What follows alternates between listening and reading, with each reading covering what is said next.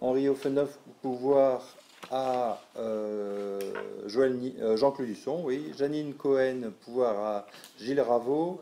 Marie-France Piriou, Gilles Raveau. Présent. Catherine Rogowski, Présente. Alice Rividi, Présente. Luc Dumais, Jean-Luc Alison, Pierre-Jean Aubertin, Présent. Jean-Louis Barrault, Présent. Lionel Horry, Présent. Michel Bretagne, Présente.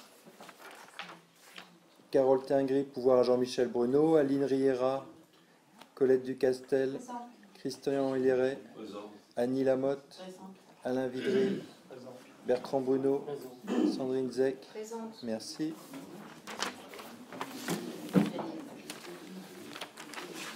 Alors, les informations.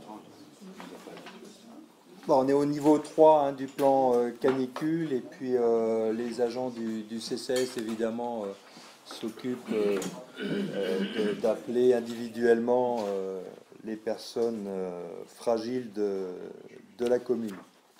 Il y a aussi des restrictions, vous l'avez vu aux informations sur la Petite Couronne et sur Paris, restrictions de circulation, puisque seules les vignettes critères 2 seront autorisées demain du fait de la 1 et 2. Hein, oui, 0. Ah, il y a 0 aussi. Et un véhicule électrique. Véhicule de sécurité. J'en profite, c'est pas dans le dossier, mais si vous ne l'avez pas vu, je rappelle que nous sommes adhérents à Bruit Parif, que nous sommes intéressés par ce qui se passe au-dessus de nos têtes, et que actuellement il y a comment on appelle ça? Pardon? Un relâchement. Un relâchement, ah, c'est le beau temps ça. Mince, j'ai perdu le mot. Je le fais de live. Un référendum d'initiative populaire. Merci Pierre. Voilà. Donc, il y a, voilà, il faut 4,7 millions de signatures pour retoquer la privatisation d'ADP.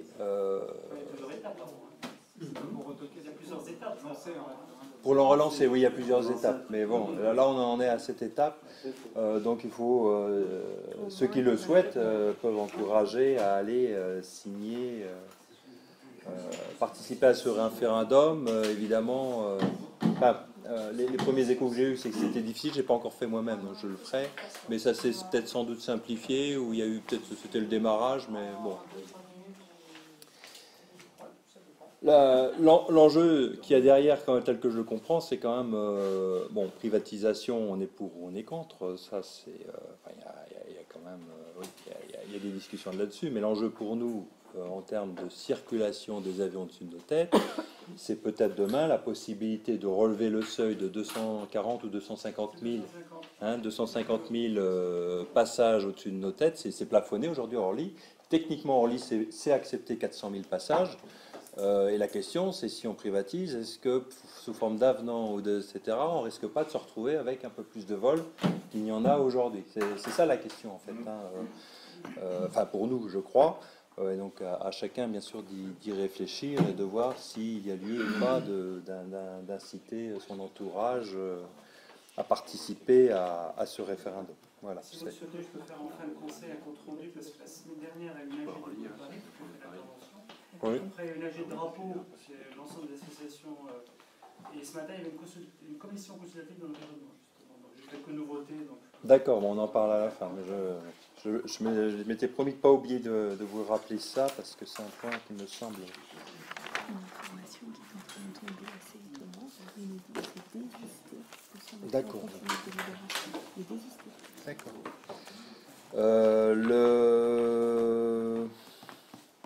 Je rappelle qu'il y a pour tous les élus du conseil municipal qui le souhaitent, évidemment c'est en journée donc c'est pas toujours simple pour tout le monde, mais il y a une présentation du diagnostic du projet de territoire de Rambouillet Territoire. Donc ça a lieu le 28, c'est vendredi, à 9h à Ably, à la salle Étincelle. Voilà. Donc tous ceux qui peuvent, je pense que c'est important de voir ce qui est dit dans ce diagnostic. Il y a des choses intéressantes. j'avais insisté auprès du président pour faire ajouter des statistiques sur le ratio emploi-habitant dans chaque commune, qu'on voit un peu comment nous sommes servis aujourd'hui. Et ce qui ressort du diagnostic, c'est que la commune qui a le moins d'emplois eu égard à sa population, c'est les Essarts. C'est vrai que les Essarts avaient connu une croissance importante entre 2008 et 2014 en termes de logement. La deuxième, c'est nous. Donc ça fait partie de ce diagnostic. Moi, je souhaitais qu'on ait une vision sur chaque commune qui soit factuelle. Ça montre que si on devait avoir créé des emplois locaux, Saint-Arnoult est en deuxième position en termes de besoins. Créer des emplois locaux, c'est aussi réduire les nécessités de transport ailleurs. Donc voilà, il y a une vraie réflexion sur ce sujet qu'on aura, que les conseillers communautaires de Saint-Arnoult et le conseil auront, je pense, à défendre plus tard. Puis il y a un certain nombre d'éléments qui sont intéressants également. Donc je vous encourage, si vous le pouvez, à aller assister à cette présentation. Conseil municipal. Donc décision numéro 20, marché pour l'étude de faisabilité pour l'aménagement de la place du jeu de paume devant la mairie. Alors, on dit plutôt le parvis maintenant parce que c'est la place, on a déjà dit qu'on l'avait faite, donc ça ne faut pas confondre. C'est 11 400 € TTC. Décision numéro 29, fixant le tarif pour le nettoyage effectué par le personnel communal pour les dégradations subies, 75 € par heure d'intervention. Décision numéro 30, fixant le prix de participation à la journée des Saint-Arnoult de France le 16 juin, 30 € par personne. Décision numéro 31, contrat de cession Les Gentils Coquelicots lors de la fête de la ville pour 1700 € TTC. Décision numéro 32, fixant le tarif du repas soirée Pizza Club Collège le 29 mars 2019 à 2 € par participant. Décision numéro 33, fixant le tarif de la sortie Jump Park Club Collège du 12 avril 2019 pour 6 € par participant. Décision numéro 34, fixant le tarif de la sortie Club Collège à Elsa Triolet pour l'atelier du 25 avril pour un montant de 6 € par participant. Décision numéro 35, fixant le tarif de la sortie du parc Astérix du Club Collège du 29 juin 2019 pour un montant de 10 € par participant.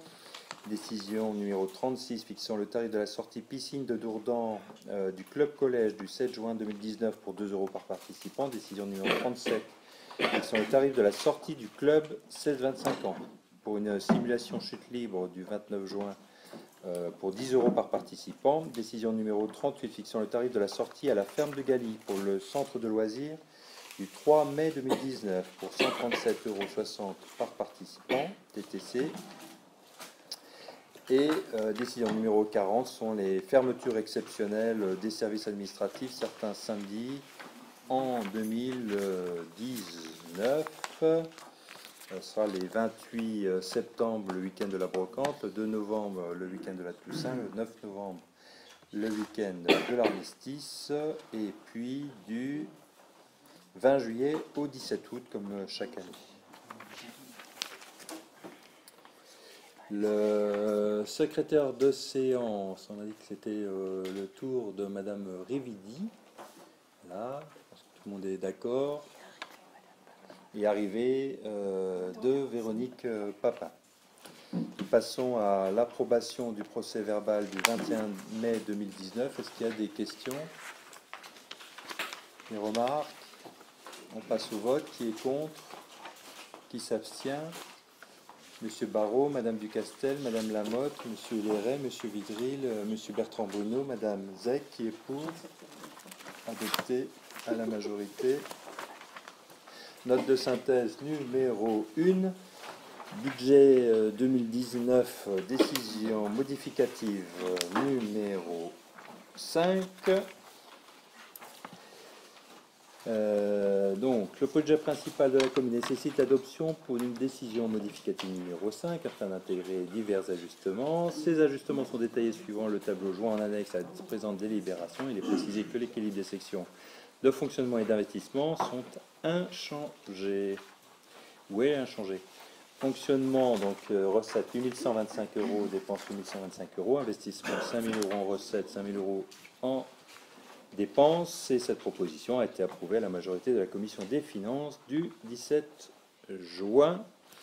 Vous avez dans le tableau les ajustements proposés. Est-ce qu'il y a des questions?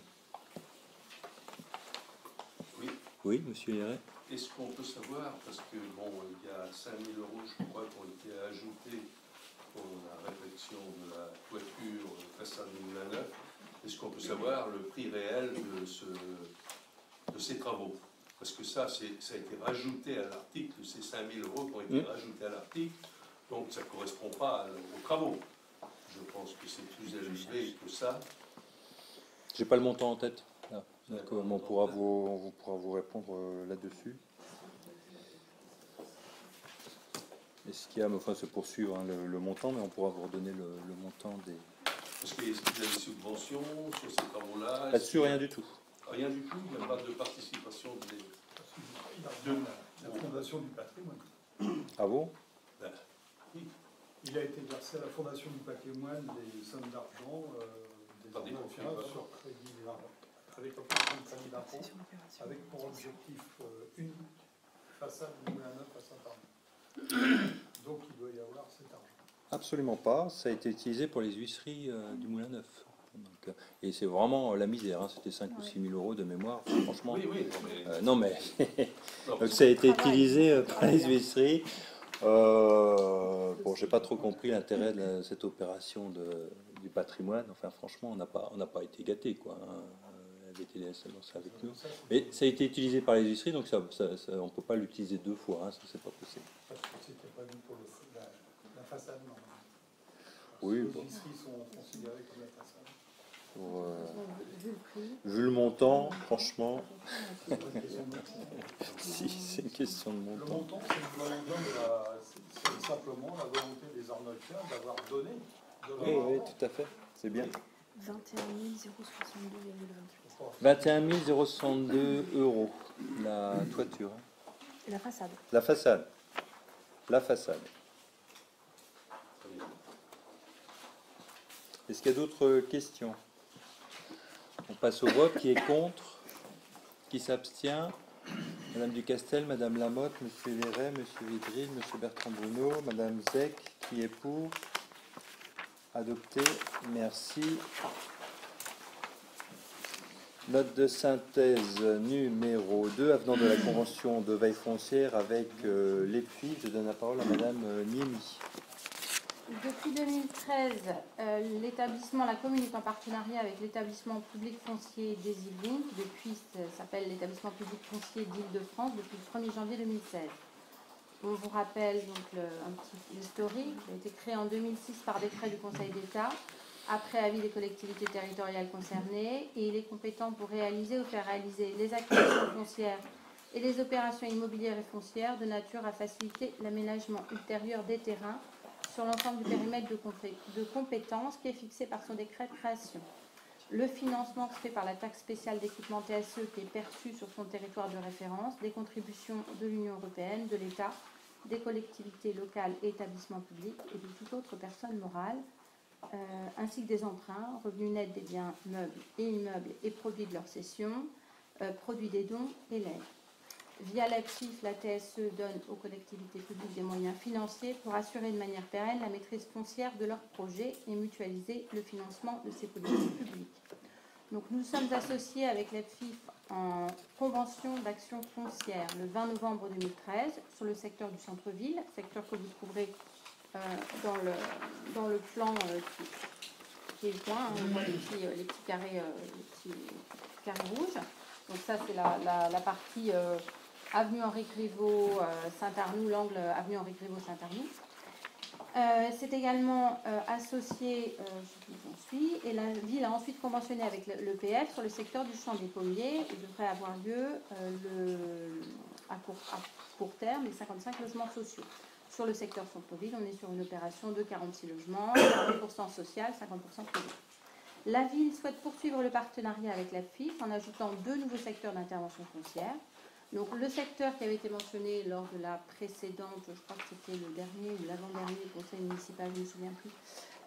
Le périmètre donc en face de l'opération aujourd'hui Nafivian qui est considéré pour une maison pour personnes âgées. Et un autre périmètre de vieille foncière qui s'appelle l'ancienne ferme, et vous les voyez tous les deux en vert sur le plan. Donc le périmètre en vert, les parcelles qui sont prévues pour la construction d'une maison pour personnes âgées, et le petit périmètre vert un petit peu plus en dessous qui se trouve devant la pizzeria et qui est une ancienne, pas ancienne ferme, on l'appelle ainsi, mais c'était une ferme, enfin, comment on appelle ça, maréchal Ferrand, que la ville projette de transformer ou de démolir et de reconstruire pour réaliser du logement. On est sur le secteur on est face à l'ancienne teinture, on est face à la grande teinturerie, on est sur un secteur ancien de la ville et qui mérite que le caractère historique de ce quartier soit respecté. Donc ces deux nouveaux périmètres de veille doivent faire l'objet d'études de faisabilité urbaine et financière en lien avec la PFIF afin de définir les programmations et les bilans adéquats. En parallèle, une acquisition d'opportunités pourra être réalisée. Pour cette nouvelle convention, il est précisé qu'elle prendra effet à la date de sa signature par toutes les parties, s'achèvera au plus tard le 31 décembre 2005. Le montant de l'intervention de la PFIF est plafonné à 5 millions d'euros. Au fur et à mesure des reventes de terrains acquis par la PFIF, les produits de cession peuvent être réengagés, sans toutefois que le solde des recettes et des dépenses ne dépasse l'enveloppe de la convention. Cette enveloppe couvre l'ensemble des dépenses engagées par la PFIF dans le cadre de la convention. Ainsi, la PFIF procédera à l'acquisition par tout moyen, et notamment amiable, par préemption ou expropriation, de chacune des parcelles du site dit maison pour personnes âgées autonomes. Sur le site dit ancienne ferme, la PFIF accompagnera la commune dans une phase d'études foncières. Tout cela, c'est un résumé de ce qui est écrit dans la convention. La commune s'obligera en contrepartie à introduire dans les opérations de logement et aux activités économiques faisant l'objet d'un portage foncier de la PFIF des exigences de qualité environnementale plus ambitieuses que la réglementation en vigueur, peuvent porter sur la performance énergétique du bâtiment, la gestion de l'eau, la biodiversité et le recours à des sources d'énergie renouvelables. Conformément à l'article 2 du décret 2006-1140 du 13 septembre 2006 portant création de l'EPFIF, la commune de Saint-Arnoux s'engage bien évidemment à racheter les biens acquis, qu'ils le soient sous l'empire de la nouvelle convention ou des conventions conclues antérieurement. Elle pourra également faire racheter les biens acquis par l'EPFIF par substitution en totalité ou en partie par un des opérateurs qu'elle désignera officiellement par courrier. Et dans ce cas, l'opérateur reprendra l'intégralité des engagements prévus dans la convention. La commune reste toutefois solidaire de sa bonne exécution et n'est pas libérée des obligations contractuelles en découlant. Compte tenu de l'intérêt de la poursuite de ce partenariat et l'ajout de 2 nouveaux secteurs, des maisons de retraite et anciennes fermes, il est proposé au conseil municipal d'approuver les termes de la convention d'intervention foncière à conclure avec la PFIF et de ses annexes. Cette proposition a été approuvée à la majorité par la commission des finances du 17 juin 2019. Et cette proposition a été, je crois que j'ai oublié de le mettre au vote, donc je vais être honnête, n'a pas été approuvée par la commission urbanisme, mais elle n'a pas été non plus refusée par la commission urbanisme du 19 juin 2019. Voilà, donc la convention, on indique qu'on a modifié, une convention existante, avec en rouge, effectivement, le périmètre maison pour personnes âgées, annexe 1.3, et la PFIF sur le périmètre ancienne ferme, maréchal Ferrand, la PFIF qui accompagnera la commune dans une phase d'étude avant toute acquisition de la parcelle. On a donc effectivement une convention jusqu'en 2025 pour un montant plafonné à 5 millions. Est-ce qu'il y a des questions? Des remarques?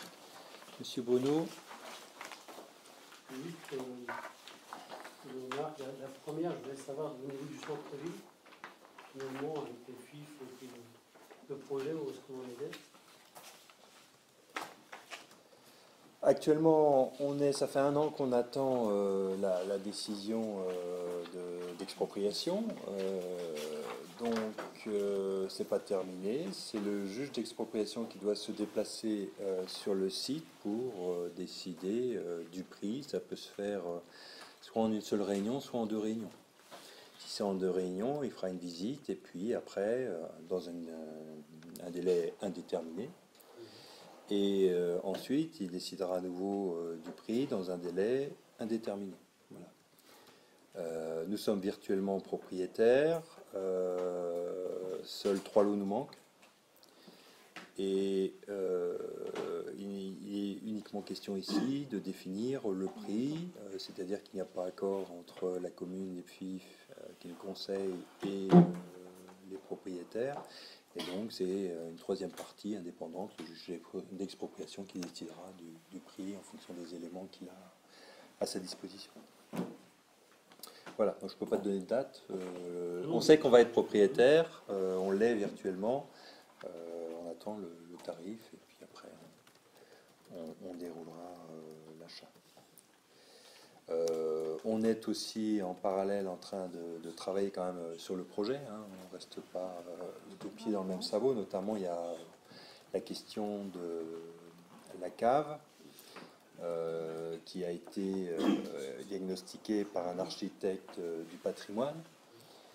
Qui a dit qu'elle était dans un état convenable. Le point qui est ressorti, c'est qu'il sera difficile de faire une placette dessus. Il faut un peu de compression pour maintenir la cave, et donc on va sans doute s'orienter sur un bâti sur la placette, et donc revenir à, contrairement à ce qu'avait proposé le cabinet Amar il y a 5 ans, 4 ans, je ne sais plus, on va plutôt revenir sur un front bâti sur tout le pourtour de l'îlot, ce qui était une remarque de l'architecte des bâtiments de France, pas l'actuelle mais la précédente, quand on avait commencé à travailler avec elle, considérait que le bâti à Saint-Arnoux, c'est du front bâti, et trouver cette placette anachronique, on va dire, un peu curieuse. Voilà, on en est là. Donc la question, c'est comment on avance, et bien sûr tout ce qui est équilibre financier de tout ça qu'il faut recaler. Donc j'ai demandé à 3F, et Nafilian, hein, c'est Nafilian qui accompagne 3F dans la construction, de revoir leurs propositions sous ce jour-là. Voilà, on en est là, c'est tout frais, ça s'est dit la semaine dernière. Forcément un sujet, le parking. Le sujet parking. Qui va s'ajouter à l'ensemble de ces façades et de ces logements. Dans quel sens, vas-y? Je crois savoir, mais c'est pour préciser ton point. Je prends du nombre de logements. Hein. C'est ça. Donc là, ce qui est demandé pour l'instant à Nafilian et 3F, c'est de compléter le deuxième niveau pour offrir plus de parking. À nous de voir, donc ce serait des parkings a priori communaux, après ça peut changer. C'est des parkings qui pourraient être utilisés, je vais prendre le conditionnel parce que la décision n'est pas prise, mais pour l'instant on est sur combien ça coûte, combien ça coûterait à la commune, et est-ce qu'on fait, est-ce qu'on ne fait pas. Hein. On est plus sur des études de capacité, puis même d'architecture avec le fond bâti, donc on en est là. Hein. Donc ça pourrait être un parking public, ça pourrait être un parking communal loué, les places de parking pourraient être aussi boxées s'il fallait le faire. Voilà. Donc maintenant on attend les équilibres financiers, voir si on fait pas, etc. On sait qu'on est ultra déficitaire hein, sur le projet, c'est vraiment un projet extrêmement complexe. Il y en a, même les FIF, ils n'en accompagnent pas autant que ça des projets aussi difficiles. Voilà. Et sur le champ des pommiers, vous me posez la question, le permis il a été déposé ou pas été déposé? Oui, le permis a été déposé. Oui. Et accordé. Facile, l'arrêté. Il a été accordé, l'arrêté Facile. il été déposé. Oui. L'arrêté il n'est pas apposé, il n'est pas déposé. Non, en tout cas, il n'est pas affiché. Il n'est pas affiché, voilà. Il n'est pas affiché. Mais il va être en cours d'affichage. Et en tout cas, il n'est pas affiché ici ni là-bas, c'est sûr. Non, il sera affiché en même temps. Il est affiché sur le terrain. Voilà. Ok, merci. Lionel, il y avait une demande d'abord là. Oui, au niveau de l'EFI et sur les contributions de l'Union européenne, c'est des contributions qui se font sur projet ou c'est une somme allouée par l'Union européenne qui tombe dans la caisse de l'EFI? Et si c'est sur projet, est-ce que les financements sont gérés par les services de l'État? Parce qu'aujourd'hui, on sait que beaucoup de choses financements qui arrivent de l'Europe n'arrivent pas sur les projets puisqu'ils sont bloqués par les services de l'État. Par un traitement hyper compliqué apparemment. C'est totalement transparent pour nous, franchement, je sais. Fiche-toi rien. Au niveau de l'EFI, ça ne peut pas les mettre en difficulté justement sur ce genre Pour l'instant, c'est un non-sujet avec les FIF. Il n'y a pas de ressenti, de difficulté par rapport à ça. On est sur des financements départementaux aussi, hein, qui mettent au pot de l'EPFIF, sachant que de mémoire, quand c'est passé au niveau Île-de-France, le département a conservé une participation qui est 2 fois supérieure à ce que font les autres départements. Je ne crois pas qu'il ait baissé, à condition bien sûr que l'argent vienne sur les Yvelines. C'était évidemment la condition qui a été surveillée. Donc je crois qu'on est toujours sur ce niveau-là de mémoire. Enfin, je revérifie, mais je ne crois pas que c'est changé. Oui, pardon, monsieur Liret. Il n'a pas été prévu une démolition au-dessus de la cave avec un architecte, il n'y a pas eu un marché. On est prêt à démolir, oui, tout à fait. Du patrimoine, oui. Et on a un permis de démolir oui. accordé. Mais aujourd'hui, on voit bien qu'avant de démolir, il faut être sûr de ce qu'on fait au-dessus. Enfin, tout le monde nous dit de faire attention. Oui. Et de ne pas se retrouver avec la cave qui affleure sans rien qui compresse au-dessus. Ce serait dangereux. Qui c'est M. Triboulot? Non, c'est un architecte du patrimoine. M. Triboulot, lui, c'est Braque. L'architecte du patrimoine, c'est un marché qu'on avait lancé. C'est le cabinet Touchard. Le marché avait été passé pour la démolition? Non. Pas encore, non. Pas là, on encore. est sur l'étude. L'architecte, oui, il y a eu L'architecte a fait son étude, le diagnostic. Mais il n'y a pas eu de marché pour la démolition. Non, puisque suite à cette étude, on nous dit de ne pas démolir pour justement ne pas fragiliser notre cave. Donc on ralentit. On est en attente. C'était prévu aussi au budget de cette année, il y a tout ce qu'il faut. Le conseil, c'est d'attendre. Conseil de ne pas le faire. Oui, ça n'a pas changé. Non. Ça avait été comme ça déjà une première fois. Oui. Est-ce qu'il y a d'autres questions, remarques? On passe au vote. Qui est contre? Qui s'abstient? Madame Ducastel, Madame Lamotte, Monsieur Héléret, Monsieur Vidril, Monsieur Bertrand Bonneau, Madame Zec, qui est pour? Adopté, merci. Note de synthèse numéro 3, déclassement de la parcelle dans la future maison médicale. Je donne la parole à Madame Yéli. Donc, dans le cadre de la construction de la future maison médicale, il est prévu de vendre le terrain d'assiette au conseil départemental, qui sera le maître d'ouvrage du projet. Or, un bien du domaine public ne peut être cédé s'il n'a pas été déclassé au préalable. C'est la raison pour laquelle il est proposé au conseil le déclassement de la dite parcelle, issue de la division, et vous avez en annexe le plan de division, donc la parcelle c'est en vert, du vert, du jaune, vert. La nouvelle parcelle en vert, le lot 1. C'est la raison pour laquelle donc, il est prévu de déclasser le déclassement de la dite parcelle issue de la division des parcelles AW001 et AW255, aboutissant à la création d'une parcelle de 762 m² en cours de numérotation, conformément à l'article L 2141-1 du Code général de la propriété des personnes publiques. Un bien d'une personne publique qui n'est plus affecté à un service public ou à l'usage direct ou diffusif ne fait plus partie du domaine public à compter de l'intervention de l'acte administratif constatant son déclassement. Vu la situation de la parcelle sise à l'intersection de la rue Jean Moulin et de la rue du Monde-Midi qui servira prochainement du terrain d'assiette au projet de construction, Monsieur le maire propose le déclassement de la dite parcelle et son intégration dans le domaine privé de la commune. Cette proposition a été approuvée par la commission affaires sociales du 17 juin, par la commission des finances du 17 juin, et là aussi je m'excuse, nous ne l'avons pas mise au vote dans la commission urbanisme du 19 juin 2019. Mais beaucoup des membres étaient présents à la commission finances.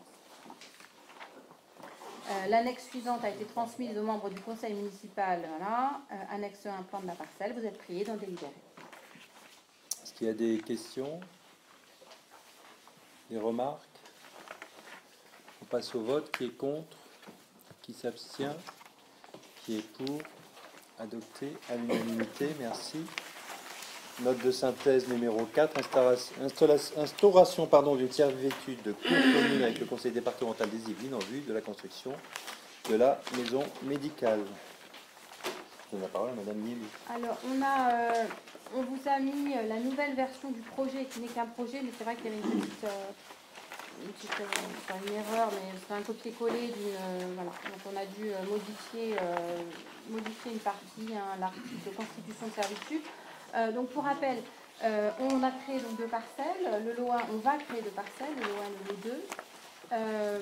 On est sur la zone UAA du PLU. En zone UA, on a certaines règles, comme partout d'ailleurs, des règles de prospect, des règles de vue, qui font que, afin de faciliter la construction de la maison médicale, de permettre notamment des ouvertures, d'éviter d'avoir des reculs en limites séparatives, nous proposons par la présente délibération d'instaurer une servitude de cour commune sur le fonds servant, qui serait le fonds lot numéro 2, qui serait propriété de la commune. Le lot numéro 1 reviendrait donc au département.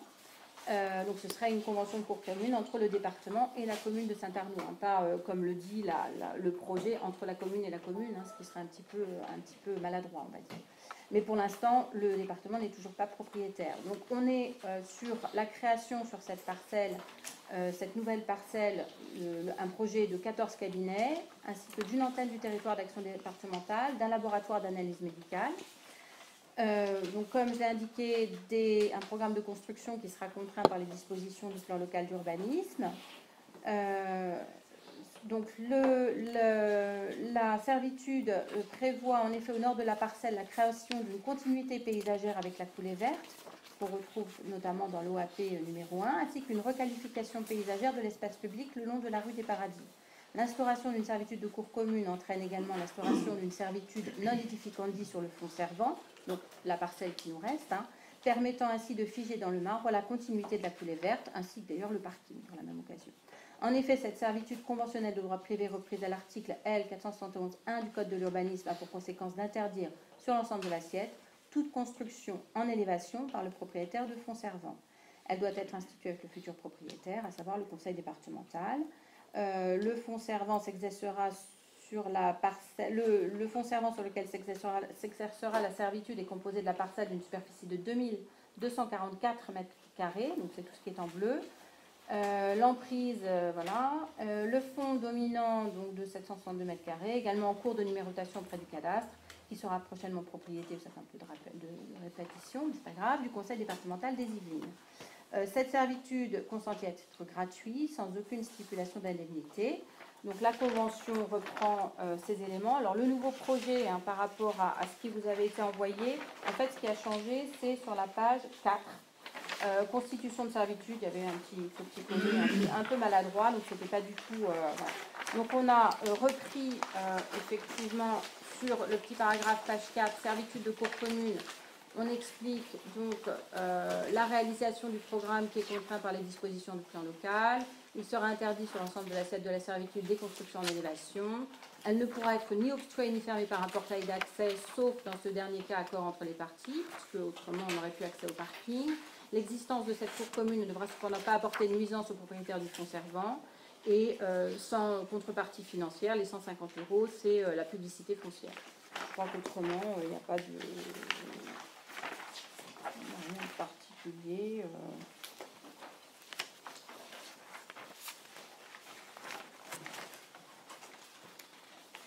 Voilà.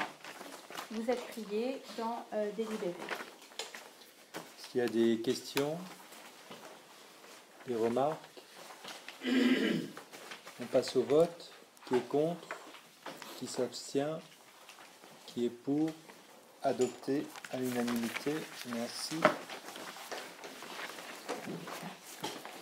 Note de synthèse numéro 5. Proposition de création de 2 parcelles rue Jean Moulin. Je donne la parole à Madame Nimi.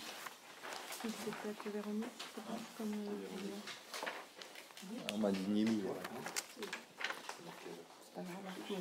Alors, donc là, on reprend toujours le même projet. Là, c'est la division de la parcelle. Donc, le conseil départemental a retenu la candidature de Saint-Arnaud-en-Yvelines. Afin de concrétiser le projet, le conseil départemental souhaite se porter acquéreur au prix fixé par les domaines. Le conseil municipal en a été informé en date du 26 mars. Ce nouveau front bâti sera également à proximité immédiate du centre-ville, en accès direct vers la pharmacie. Il a été également communiqué au conseil municipal la volonté de préserver la coulée verte qui traverse la commune et qui est indiquée dans l'orientation d'aménagement numéro 1, qui correspond au tracé de l'ancienne voie de chemin de fer. Un premier découpage de parcelles a été proposé pour une assiette de 700 mètres carrés, c'était le 26 mars 2019. Et il est proposé au conseil municipal de retenir le projet de création de 2 parcelles, la première pour une contenance de 762 mètres et la deuxième pour une contenance de 2244 mètres carrés, destinée à constituer une servitude de cour commune. La proposition du géomètre prend en compte tous les éléments cités précédemment pour tenir compte des volontés de la commune quant à la préservation de la coulée verte, ainsi que l'intégration du bâtiment dans le paysage urbain actuel. Il est précisé que pour faciliter l'accès aux personnes à mobilité réduite, un trottoir d'1,40 m de large sera créé le long des places de parking rue Jean Moulin. Aujourd'hui, on a 90 cm à peu près. Mais on a un parking qui est particulièrement large et particulièrement long. Afin de préserver les possibilités de constructibilité ça je l'ai déjà dit, non, à destiner à l'emprise du projet de maison médicale et notamment en fonction des règles de prospect, une deuxième parcelle, oui je crois que je l'ai déjà dit, on repart de la cour commune. Il est donc proposé au conseil municipal d'approuver le projet de découpage de la parcelle proposé par le géomètre et ainsi permettre la vente de celle-ci au conseil départemental, ainsi que le projet de découpage de la parcelle destinée à constituer une servitude de cour commune.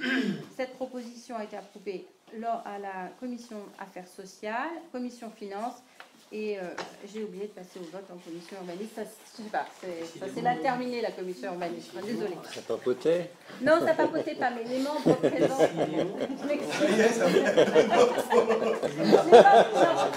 Les membres présents avaient assisté, la grande majorité des membres avaient assisté à la commission finance, et c'est peut-être pour ça qu'il y a eu un petit relâchement. Désolée. Les membres de l'opposition n'étaient pas là non plus.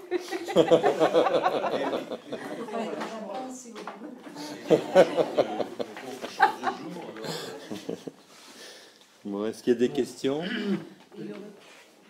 Oui, Madame Collin. C'est juste une petite remarque de cohérence dans le déroulé des notes de synthèse. Alors, la numérotation, peut-être celle-ci avant la précédente, pour un petit peu de...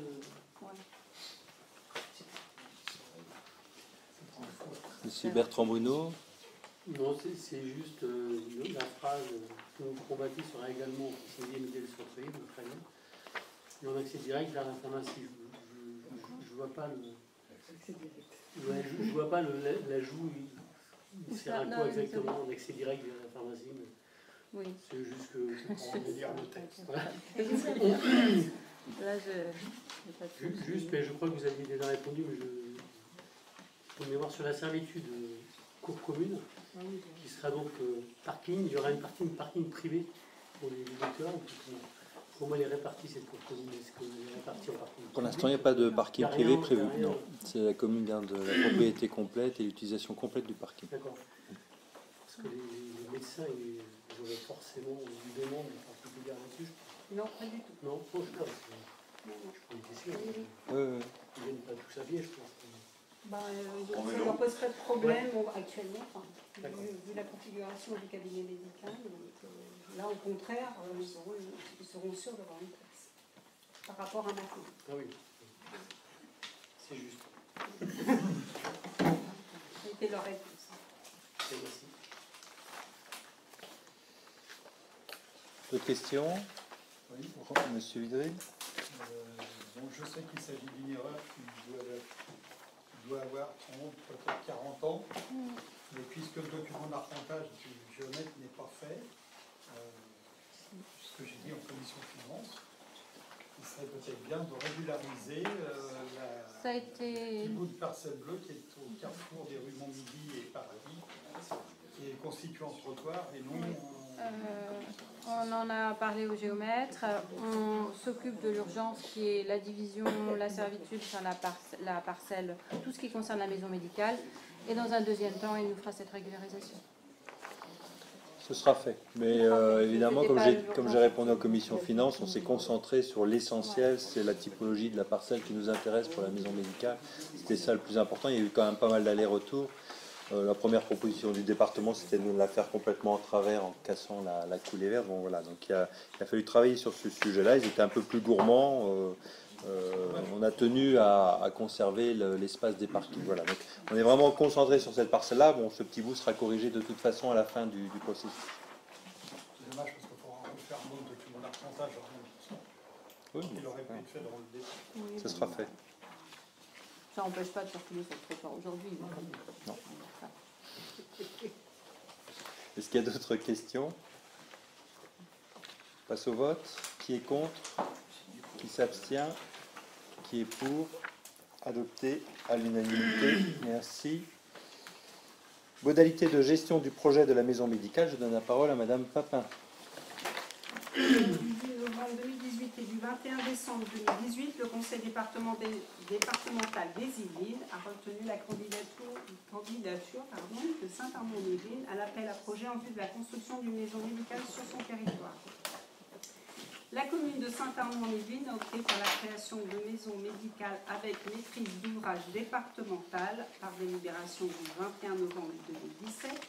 Ce choix implique le financement du projet par le conseil départemental et en fait le propriétaire.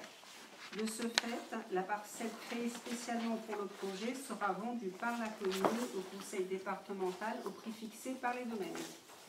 Toutefois, le conseil départemental souhaite déléguer aux communes la gestion proprement dite des maisons médicales, ce qui implique que les loyers seront perçus par la commune. La commune devra, entre autres, fixer les loyers et les charges sous la surveillance et le contrôle du conseil départemental, gérer les baux avec les professionnels de santé et gérer le couvrement des loyers impayés. Elle sera également en charge de l'entretien du bâtiment et des travaux de maintenance. Le département reste cependant un partenaire essentiel. Un compte rendu annuel sera réalisé entre les parties. En revanche, la gestion de l'antenne du territoire d'action départementale n'est pas concernée par cette convention de mise à disposition des locaux. La convention est conclue pour une durée minimale de 15 ans et pourra être renouvelée. La commune s'engage également à garantir la mission médicale du lieu. Il est donc proposé au conseil municipal d'approuver le projet de convention de mise à disposition pour la gestion des locaux affectés à l'usage de maisons médicales proposée par le conseil départemental des Yvelines. Cette proposition a été approuvée par la commission des affaires sociales du 17 juillet 2019 et également approuvée à l'unanimité par la commission finance du 17 juin 2019. L'annexe suivante a été transmise. La convention mise à disposition pour la gestion des locaux affectés à l'usage de maisons médicales. Vous êtes prié d'en prendre acte. Est-ce qu'il y a des questions? Oui. Monsieur Léret? Oui, dans la convention pour le loyer, on met que la commune devra fixer avant la signature de cette convention les loyers. Est-ce qu'on a un ordre d'idée du temps de quand est-ce que ces loyers vont être fixés? Parce que je sais qu'il y a certains médecins qui attendent pour savoir, qui sont inquiets, il faut le dire. Et donc, justement, est-ce qu'on a un ordre d'idée quand ces loyers seront fixés? Pour fixer les... Donc on travaille avec le département, on travaille aussi avec les professionnels de santé, hein, ils sont inquiets. Véronique est en contact avec le CCAS, parce que c'est le CCAS qui suit ça, en contact régulier avec les professionnels. Évidemment, la grande question, c'est quel va être le montant, on est bien d'accord, vous avez raison. Donc on est à la fois, donc c'est un loyer qui sera fixé par la commune en accord avec le département, avec pour nous deux contraintes, et pour le département au moins une, c'est rendre attractif la maison médicale. Ça, donc plus le loyer est bas, plus on attirera les professionnels de santé, mais si vous avez lu la convention, tout déficit c'est pour nous. Donc évidemment qu'il faut regarder ça avec la plus extrême prudence, et c'est ce qu'on est en train, c'est ce qu'on va faire. Une fois qu'on aura, en fait c'est ça, hein, c'est le calcul des charges, l'estimation des charges. À partir de là, on peut travailler sur un coût du loyer, puisque nous n'attendons pas le coût final du projet, pour une raison toute simple, c'est que le département est construit à ses frais et nous met la maison médicale à disposition gratuitement. Donc ça c'est déjà un bon point, et c'est d'ailleurs le message qu'on donne aux professionnels de santé, c'est déjà on n'a pas à amortir la maison médicale dans le coût des loyers, donc c'est quand même un point quand même qui est très, très bénéfique, et c'est valable pour au moins les 13 maisons médicales en maîtrise d'ouvrage départementale. Donc c'est ce qu'il faut qu'on regarde. Il faut qu'on regarde aussi tous les éléments d'études qu'on pourra intégrer dans les coûts du projet. Ça, c'est quelque chose qu'il faut, s'il n'y a pas, comment on fait pour je ne sais pas s'il faut se faire rembourser. Enfin, il y a des petits points de détail à regarder. Dans le coût du loyer, il faut aussi intégrer le coût d'entretien de la maison médicale, mais d'entretien à long terme. C'est-à-dire que s'il y a une toiture dégradée et qu'il faut complètement la refaire ou en partie, c'est à nous de le faire. Donc il faut provisionner les coûts des gros travaux, des gros travaux de réparation. C'est là-dessus aussi qu'il faut qu'on soit prudent, et ça fait partie des discussions qu'on va avoir avec le département. Mais pour l'instant, je ne suis pas très inquiet sur le montant des loyers, eu égard au fait qu'il n'y a pas à amortir déjà le coût du bâtiment. C'est plutôt une question de prudence pour nous. Il ne s'agit pas d'être trop bas et puis d'être en déficit permanent, parce que ça va être compliqué quand même. Je rappelle que les finances, c'est toujours serré. La baisse de la DGF continue. C'était combien, 50 ou 60 000 cette année? Voilà. Entre maires, quand on discute, on considère que dans 5 ans, 6 ans, il n'y aura plus de DGF. C'est aussi simple que ça. Enfin, au rythme où ça baisse, c'est ce qui va arriver. Donc on ne peut pas cumuler comme ça les handicaps. Et donc il faut qu'on fasse un calcul prudent sur le montant des loyers. De toute façon, s'il devait y avoir, il doit y avoir de toute façon un bénéfice annuel pour préparer les réparations des travaux à terme, donc ça ne peut pas être déficitaire, autrement on se tire une balle dans le pied. Et de toute façon, ce sera géré de façon indépendante, et tout l'argent mis dans les loyers dans la maison médicale ira à la maison médicale. Il n'est pas question, si ça devait être trop bénéficiaire, que ça aille à autre chose. C'est la maison médicale, et de toute façon, le département sera attentif à ça, et puis nous aussi, il n'y a pas de raison que ça profite à d'autres services. Donc voilà, c'est le calcul qu'il faut qu'on fasse avec le département. Le délai, parce que c'est la question, c'est le délai surtout. Je ne l'ai pas oublié. Qui se pose. Je pense que dans le courant de l'été, on va pouvoir avancer sur le sujet, puisque de toute façon, on passera en commission permanente. Ceux qui sont dans les différentes commissions ont eu les informations. Il y a eu un retard côté département sur la programmation de la maison médicale. Il y en a 3 qui sont touchés.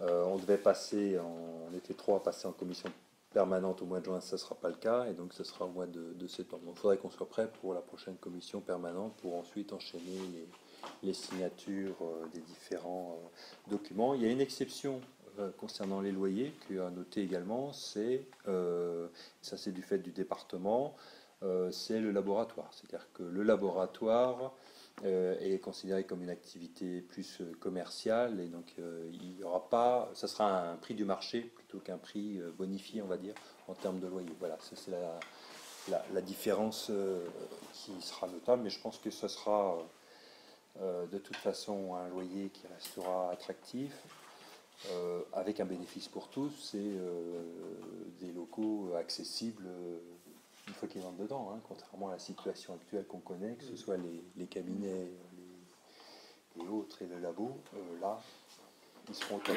Voilà. Et on imagine dans la gestion un service d'accueil, chacun est complètement indépendant et se gère.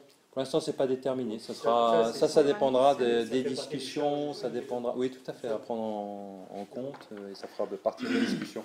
Le souhait, c'est d'aller vers ce que souhaitent les professionnels. Donc, on verra dans le détail. On a quelques idées, mais ça peut encore évoluer. Donc, je ne sais pas aujourd'hui te dire.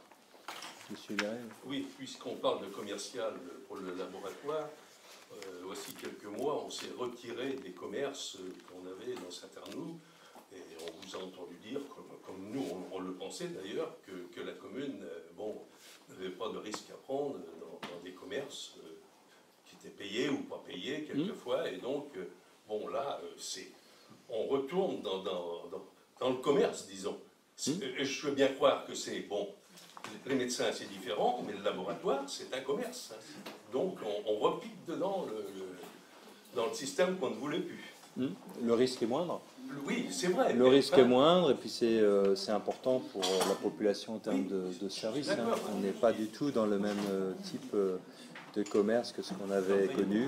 Plus de 50 000 € de perdus sur le centre des remparts. Et je pense que c'est pas terminé d'ailleurs, hein, cette histoire-là. Donc il y a des décisions à prendre. Hein. Il faut savoir couper quand. Ce qu'il faut savoir, c'est qu'il y a des laboratoires qui ferment aussi. Hein.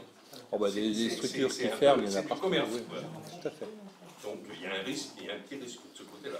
Il y a un petit risque, mais là c'est vraiment, on est dans le service et le besoin des arts d'affaires. Je pense que vous êtes d'accord que le laboratoire rejoigne cette maison médicale, il y a une cohérence. Donc il faut qu'on prenne le risque et qu'on l'assure.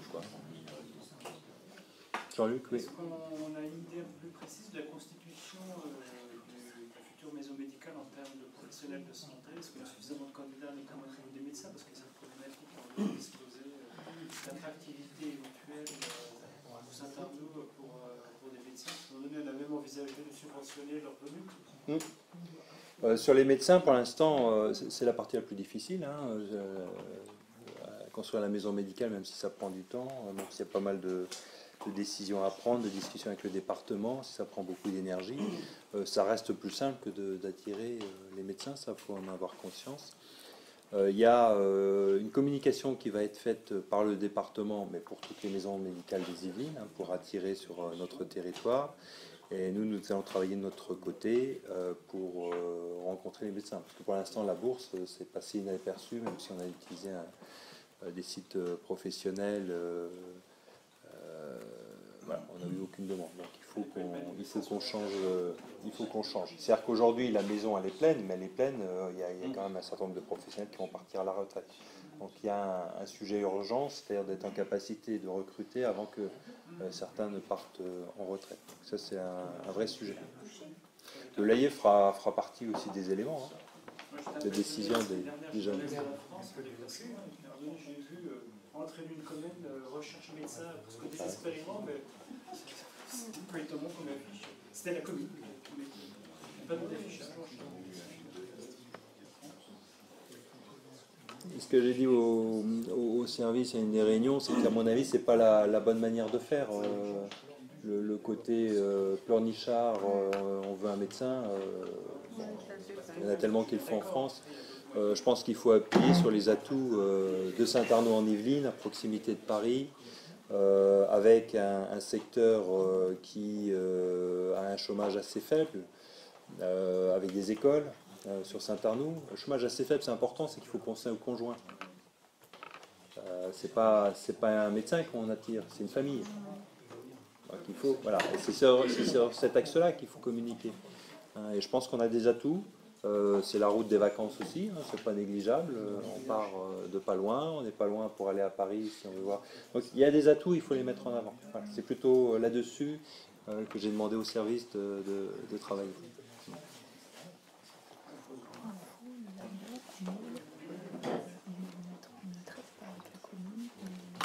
Oui, c'est différent.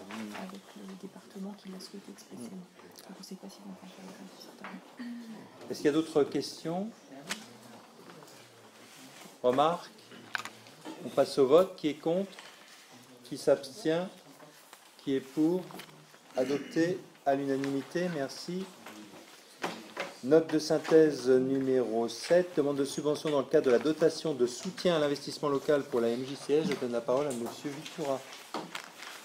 Le Conseil municipal est informé que l'article 159 de la loi de finances pour 2016 a créé la dotation de soutien à l'investissement local, DSIL. Ce dispositif a été maintenu en 2017 par l'article 141 de la loi de finances initiale pour 2017 et est inscrit désormais dans le Code général des collectivités territoriales. La DSIL est notamment destinée à soutenir les projets inscrits dans un contrat de ruralité signé avec le préfet.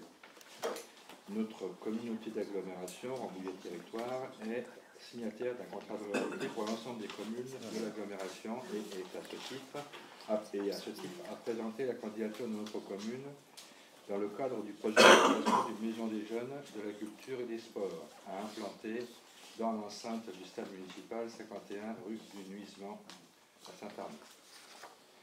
Cette nouvelle structure comprendra une maison des jeunes à destination de 16-25 ans, intégrant un point d'information jeunesse, composé de bureaux, 2 salles d'activité, un open space, des sanitaires et des espaces de rangement, une surface totale de 322 mètres carrés. Une salle culturelle destinée aux activités culturelles et associatives pouvant accueillir 100 personnes assises, d'une surface totale de 335 m². Une salle omnisport, 44 mètres de longueur, 32 mètres de largeur et 9 de hauteur, à destination des sportifs, associations sportives et établissements scolaires pour diverses disciplines, composée d'une grande salle, de locaux de rangement, de vestiaires et de sanitaires, une surface totale de 1408 m². Avec les différents espaces de circulation, la superficie totale de la structure est de 2490 m². Le calendrier prévisionnel des travaux prévoit un commencement de construction au début du second semestre 2019 pour une durée de l'ordre de 18 mois. La commune sollicite donc l'attribution de la dotation de soutien à l'investissement local, DSIL, pour ce projet, dont le montant global est estimé à 4 182 922,77 € hors taxes. La commune peut donc solliciter l'octroi d'une dotation au taux et au montant maximum pour ce projet. Cette proposition est approuvée à l'unanimité par la commission des finances du 17 juin 2019. Vous êtes priés d'en délibérer. Est-ce qu'il y a des questions, des remarques? On passe au vote. Qui est contre? Qui s'abstient? Qui est pour? Adopté à l'unanimité. Merci. Note de synthèse numéro 8, convention de prestation de services relative à la prestation de balayage mécanique des voiries. Je donne la parole à Madame Mimi. Alors, dans le cadre d'un groupement de commandes qui regroupait 15 communes, un marché donc, de balayage mécanique avait été mis en place et je crois qu'on en avait déjà parlé. Hein, l'entreprise en charge de ce marché nous a indiqué il y a à peu près 6 mois qu'elle ne pouvait pas poursuivre l'activité parce que un mauvais comptage ou une mauvaise déclaration, notamment des kilométrages, faisait qu'elle ne rentrait pas dans ses frais et donc aucun équilibre économique et la situation ne pouvait plus continuer comme cela. L'entreprise a été très correcte, hein, elle continue la prestation, mais de ce fait, la commune de Saint-Arnoult a accepté de réaliser une étude et de monter un marché qui remplacerait le marché en place actuellement. Parce qu'on a les ressources, voilà. Nous, personnellement, on n'avait pas tant de choses que ça à gagner. Ce sont surtout les communes qui avaient ce qu'on appelle un haut le pied élevé, c'est-à-dire du mètre linéaire non balayé, mais des distances importantes à faire entre les hameaux, qui vont devoir payer un petit peu plus que ce qu'elles payaient aujourd'hui. Donc, avant de pouvoir contracter auprès d'un loueur de véhicules, avant de pouvoir embaucher un chauffeur de balayeuse, puisque la commune de Saint-Arnoult sera celle qui sera responsable de la location et responsable aussi de l'embauche, il est important d'avoir des conventions signées auprès des 16 communes qui souhaitent nous rejoindre. Donc, on a les 16 communes dans la convention à laquelle c'était... Enfin, on avait 15 communes au départ, et la commune de Paris... comment ça s'appelle déjà? Paris-Vauxville. Voilà, c'est rajouté. Donc, on est aujourd'hui un total de 16 communes. Et avant de pouvoir engager quoi que ce soit, il faut donc que ces 16 communes signent une convention par lesquelles, convention qui est jointe, dans cette convention, elle s'engage avec Saint-Arnoult pour la durée de la location à rester au sein du groupement de commandes. Donc au départ, il était prévu pour des raisons de montant un petit peu intéressant, un marché sur 5 ans, et M. le maire a insisté pour que le marché ne soit que sur 3 ans, pour être sûr que tout le monde reste bien dans cette convention sur les 3 ans. Donc là, ce qu'on vous propose, c'est donc la convention qui va être signée, une convention de prestation de services relative à la prestation de balayage mécanique entre la commune de Saint-Arnoult en Yvelines et les 16 communes, donc à Bly, Boinville-le-Gaillard, on est sur les communes qui sont à peu près les communes du canton de Saint-Arnoult, plus ou moins, Bonnel, Bullion, Clairefontaine, La Celle-les-Bordes, Longvilliers, Orfonville, Pont-Évrard, Paris-Louisville, Prunay, Rochefort, Saint-Martin-de-Prétencourt, Saint-Même et Sonchamp. Il était important de définir exactement, alors aujourd'hui on ne peut pas indiquer des montants, hein. On a ce qui a été présenté la semaine dernière aux communes, aux 16 communes, aux représentants des 16 communes, c'est le principe de refacturation. Il est essentiel que la commune de Saint-Arnoult ne se retrouve pas à payer une prestation autre que la prestation de balayage sur son territoire. Donc aujourd'hui, on a par le biais de l'entreprise qui nous fait le balayage un comptage en mètres linéaires qui est très précis, qui comprend le haut, le pied et qui comprend les kilomètres balayés, cela par an. À ce montant, ce total de kilomètres, on le multipliera par le coût de la location et le coût du chauffeur. Donc on va avoir diverses offres. On va avoir des coûts qui vont s'étaler de peut-être 37 centimes du kilomètre à 47 centimes du kilomètre. Et on ajoutera à ce montant le total des déchets qui devront être déposés aussi très bas. On est sur un montant de 118 € hors taxe la tonne, donc à peu près 162 € TTC. Donc c'est cela qui permet, et c'est cela qui sera refacturé à ces communes, et c'est l'engagement que l'on demande aux communes, c'est de s'engager sur un montant qui devra peut-être être un petit peu ajusté. On n'a pas encore choisi le loueur, mais là on a sur la base des montants de ESV, l'entreprise, on a des montants de 6 000 qui s'étalent de 6 000 à 10 000 euros. Donc la convention, elle précise exactement le type de prestation qu'assurera Saint-Arnoux et que refacturera Saint-Arnoux. Donc on a une fréquence qui a été définie telle qu'elle était déjà définie par ESV, qui peut bouger un petit peu à la marge, mais il est clair qu'une commune qui s'engage sur un balayage de 10 fois par an, elle ne peut pas comme ça passer tout à coup à 4 fois par an parce que ça l'arrange, parce qu'autrement nous on aurait un déficit. Donc on s'engage donc sur un contenu et une fréquence d'intervention. On précise donc que durant certains jours, intempéries hivernales, etc., il n'y aura peut-être pas possibilité de balayer, auquel cas la commune essaiera de rattraper, mais on ne peut pas s'engager. Il y aura peut-être des annulations et on facturera de toute façon. On décrit aussi un petit peu plus précisément les travaux. C'est du balayage mécanique, mais il n'y aura pas, le chauffeur ne descendra pas sur la chaussée pour nettoyer quoi que ce soit. Les feuilles mortes seront exclusivement ramassées par la balayeuse. On précise aussi les modalités de stockage, etc. et d'évacuation des déchets. On liste également les prestations qui n'auront pas lieu, comme les cours d'école, comme l'enlèvement des graffitis, comme suite à des brocantes. Ce seront des prestations supplémentaires, les fêtes de la ville et autres. Et on précise les modalités financières de remboursement qui auront lieu. Donc, on a une facturation sur une base annuelle, mais qui sera ensuite mensualisée. On a donc pareil sur les déchets, une facturation qui sera faite au réel. Il y aura un pesage du camion à l'entrée de la ville et un pesage à la sortie de la ville. Donc ainsi, on sait exactement quels sont les déchets qui ont été ramassés dans chaque commune.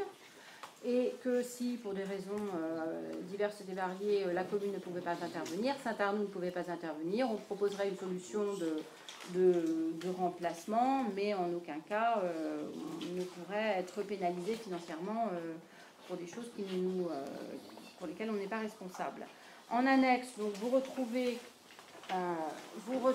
donc ça c'est le coût de la prestation actuelle avec les kilomètres en haut le pied que nous proposons de facturer au prix du kilomètre balayé. Là, on ne se posera plus la question, on n'aura plus les mêmes problèmes que ESV. Ensuite, le total des kilomètres qu'on multipliera non pas par 0,036, mais par le montant suivant le prestataire qui sera choisi. On aura ensuite le tonnage tel qu'aujourd'hui ESV nous l'a transmis par commune, avec un coût de 118 € hors taxe, un coût global, et ça nous fait un coût global annuel. Donc c'est assez transparent. Toutes les communes ont été informées de façon transparente de la façon dont on analysera les offres et la façon dont elles seront facturées. Et aujourd'hui, on attend pour le 30 juin un accord de principe et au plus tard pour le 14 juillet une délibération de leur conseil, avant nous de pouvoir aller plus en avant pour un recrutement et pour la signature du contrat ou la désignation d'un loueur de balayage. Voilà ce que je peux vous dire sur ce sujet. Est-ce qu'il y a des questions, Jean-Luc? Est-ce qu'on a une idée de l'économie attendue? On va faire, alors nous personnellement, on ne va pas faire des grosses économies, on est à peu près sur 4 000 €, ça dépend de qui on choisit, mais on sera à peu près sur 4 000 € d'économies. Le global par rapport aux chiffres. Ah là, il n'y aura pas de. Il y aura. Sur le chiffre global, oui, 40 000, mais tout dépend aussi du prestataire qui est choisi. Oui, évidemment, mais l'idée, le but, c'est quand même aussi par la mutualisation d'économiser, mais l'objectif, c'est de d'économiser combien, 10%, 15%? Non, l'objectif aujourd'hui, c'était déjà d'avoir une prestation de balayage. En fait, on est dans une situation, alors bien sûr, on peut aussi espérer faire des économies, mais aujourd'hui, on était sur une situation où le prestataire ne pouvait plus faire la prestation. Donc aujourd'hui, le premier objectif, c'est d'arriver assez rapidement à une prestation de balayage de qualité et sans exploser les coûts. Mais il est clair que pour certaines communes, il n'y aura pas d'économie de coûts, notamment à cause de ce problème de haut-le-pied, c'est-à-dire de zones non balayées, qui sont importantes. Il y a des communes comme Sonchamp, par exemple, on a la ville-bourg, le hameau, et ce sont des villes, 30% en fait du kilométrage, ou même peut-être plus, pour certaines c'est 50% du kilométrage, c'est en haut-le-pied. Donc eux vont pas faire vraiment d'économie. Il faut penser que par rapport aux 160 000 euros là, il y aurait eu une augmentation si on avait relancé le marché. C'est-à-dire qu'il y a des communes qui vont payer plus cher de toute façon, puisqu'ils payaient d'un montant anormalement bas. Donc c'est pour ça que c'est un peu... Et le prix du tonnage également, on sera sur des prix de tonnage différents, comme nous l'explique le site Reva, quand on ramasse pas que des feuilles, il y a les mégots, il y a les plastiques, il y a plein de trucs. Et donc du coup, on n'est pas sur un prix de tonnage de 60 euros la tonne, on est sur 118 euros la tonne. Monsieur Liret ? Oui, dans le tableau que vous avez présenté, est-ce que c'est les prix actuels payés? Oui, c'est pas oui, les parce prix. Que je vois projet oui, en haut. C'est pour ça. Enfin, ça, c'est en fait ce qu'il faut retenir là, c'est que SV nous a fourni ce qu'on avait là. C'est les prix actuels qui sont payés. Ouais. Oui. Voilà. On n'a pas les prix. Non, c'est le prix actuel. Rien du tout. Non, ça. D'accord. Donc c'est pas un projet, ça. C'est pas. C'est mal, c'est mal. Bah oui, on n'a pas le bon tableau. Oui. On a le tableau. On peut le projeter. Bah, si vous voulez, enfin, ça va être des chiffres, on va pas les voir. Mais l'imprimer. Ah bah j'ai imprimé. Parce que là, ce qu'on a effectivement, c'est. Oui, c'est les prix anciens, c'est les prix actuels. C'est les prix actuels. Donc dans ces prix, il y a des communes qui ne payent pas le prix normal. Ouais. Qui payent, nous, on était bien. Oui, tout à fait. Nous, on était bien. Et aujourd'hui, sur le nouveau tableau, le haut-le-pied sera facturé au prix balayé. Donc pour certaines communes, ce sera effectivement. Et en fait, en gros, on payait pour 35 000 points. Et nous, on paiera un petit peu moins. On paiera un peu moins. Ouais. On aura une petite économie, enfin tout dépend, voilà, de 4 000 euros à peu près.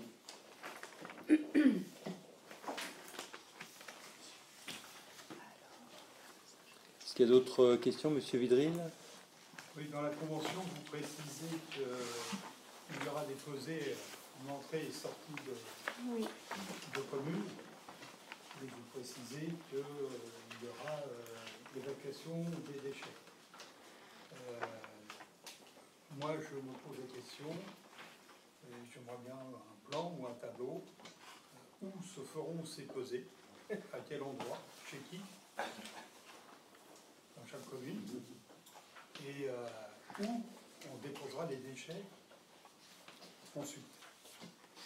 Parce que je vois des endroits, je vois bien des endroits où on pourra vider la balayeuse, mais il y a bien des endroits où il faudra faire du kilométrage pour les vider.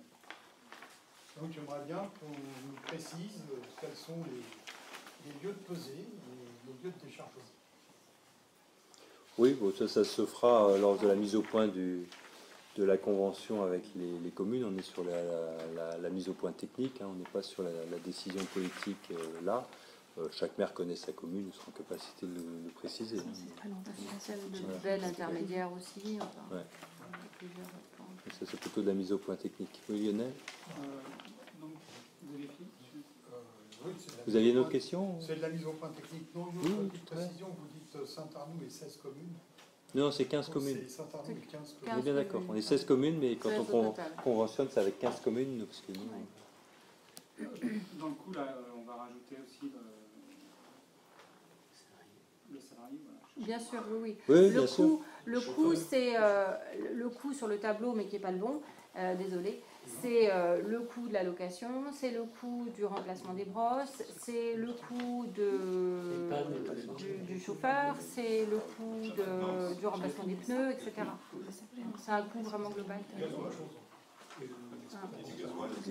Oui, bien sûr, des dépenses, l'AdBlue pour ça, le diesel. Hein, donc, et le chauffeur, il était à 100%. À 100%. Le total, en fait, le calcul, il a été fait sur la base de ce que le loueur nous indiquait, c'est-à-dire on est sur 1500 heures. Une balayeuse, ça s'utilise 1500 heures par an.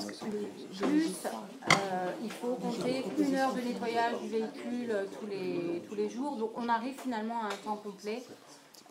Qui est ensuite réparti sur les différentes communes. Et il faut que ça reste du temps complet. Donc si une commune ne signe pas la délibération, on n'est plus dans ce procédé-là. Et en cas de maladie En cas de maladie du chauffeur, c'est indiqué. Maladie longue durée, il sera remplacé. Maladie, il n'y aura pas de service ce jour-là. Ni pendant ses vacances. Ni pendant ses vacances. Hein, parce que c'est pas... Voilà, c'est dans l'article 4. Oui, on a... Je pense que les services ont énormément travaillé là-dessus. Il y a eu tous les points dans le détail. C'est un gros travail qui est fait. Un gros travail pour nous et puis pour les autres communes. C'est vraiment intéressant aussi pour ce commun. Ok. Est-ce qu'il y a d'autres questions? Remarques? On passe au vote. Qui est contre? Qui s'abstient? Monsieur Héléret, Monsieur Vidry, Monsieur Bertrand Bruno, Madame Zec, Madame Lamotte, Madame Ducastel. Qui est pour? Adopté à la majorité. Merci. Note de synthèse numéro 9. Création d'un emploi permanent de catégorie A, grade ingénieur ou ingénieur principal. Il est rappelé aux membres du conseil municipal, toujours conformément à la loi de 1984. Il appartient donc au conseil municipal de fixer l'effectif des emplois à temps complet, c'est toujours les mêmes paragraphes. En cas de recherche infructueuse, loi de 1984, le contrat de l'agent sera renouvelable par reconduction expresse sous réserve que le recrutement d'un fonctionnaire n'ait pu aboutir. La durée totale des contrats à durée déterminée ne pourra excéder 6 ans. À l'issue de cette période maximale de 6 ans, le contrat sera reconduit pour une durée indéterminée. L'agent devra justifier d'un diplôme reconnu de niveau 1 et d'une expérience professionnelle confirmée dans la gestion d'une direction opérationnelle d'envergure, idéalement dans le secteur technique sur des fonctions de directeur des services techniques ou équivalentes. Sa rémunération sera calculée par référence à la grille indiciaire du grade de recrutement. Ainsi, considérant que les besoins de la collectivité nécessitent la création d'un emploi de directeur, directrice des services techniques pour diriger, coordonner, animer et piloter les projets de la collectivité dans ses domaines de compétences, notamment concernant les projets phares de construction de la maison médicale et de la maison de la jeunesse, de la culture et des sports.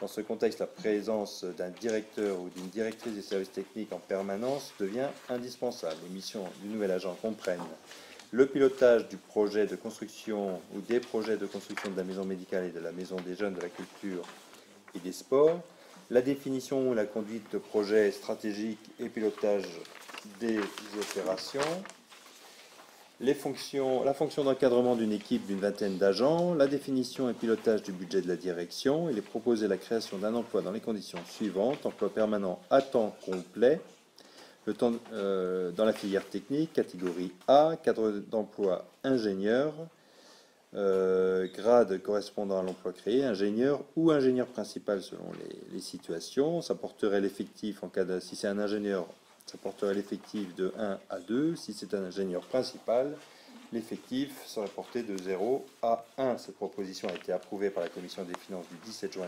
2019 à la majorité. Et vous avez en annexe le tableau des effectifs. Je précise qu'il ne s'agit pas de remplacer le responsable des services techniques, mais d'avoir un directeur des services techniques qui vient chapeauter les services techniques dans leur ensemble, avec comme mission essentielle la construction de la maison médicale. Je rappelle que nous avons décidé en conseil municipal de prendre la délégation de la maîtrise d'ouvrage pour la construction de la maison médicale. C'est pas mal, mais pour l'instant, on n'a personne pour le faire. Donc, c'est l'objet de ce recrutement déjà, au moins à 50% de ce directeur, que de suivre la construction de la maison médicale. Vient s'ajouter à cela la maison des jeunes, de la culture et des sports. Vient s'ajouter à cela le travail avec les services administratifs techniques et 2 personnes qui y sont. Et puis, bien sûr, chapeauter le travail du responsable des services techniques, qui travaille de toute façon en autonomie, mais il y a aussi ça. Mais quand même, je rappelle, on ne peut pas construire la maison médicale, on n'a personne pour s'occuper de la maison. Ou alors Madame Gillot pendant ses vacances, mais bon, ça fait beaucoup.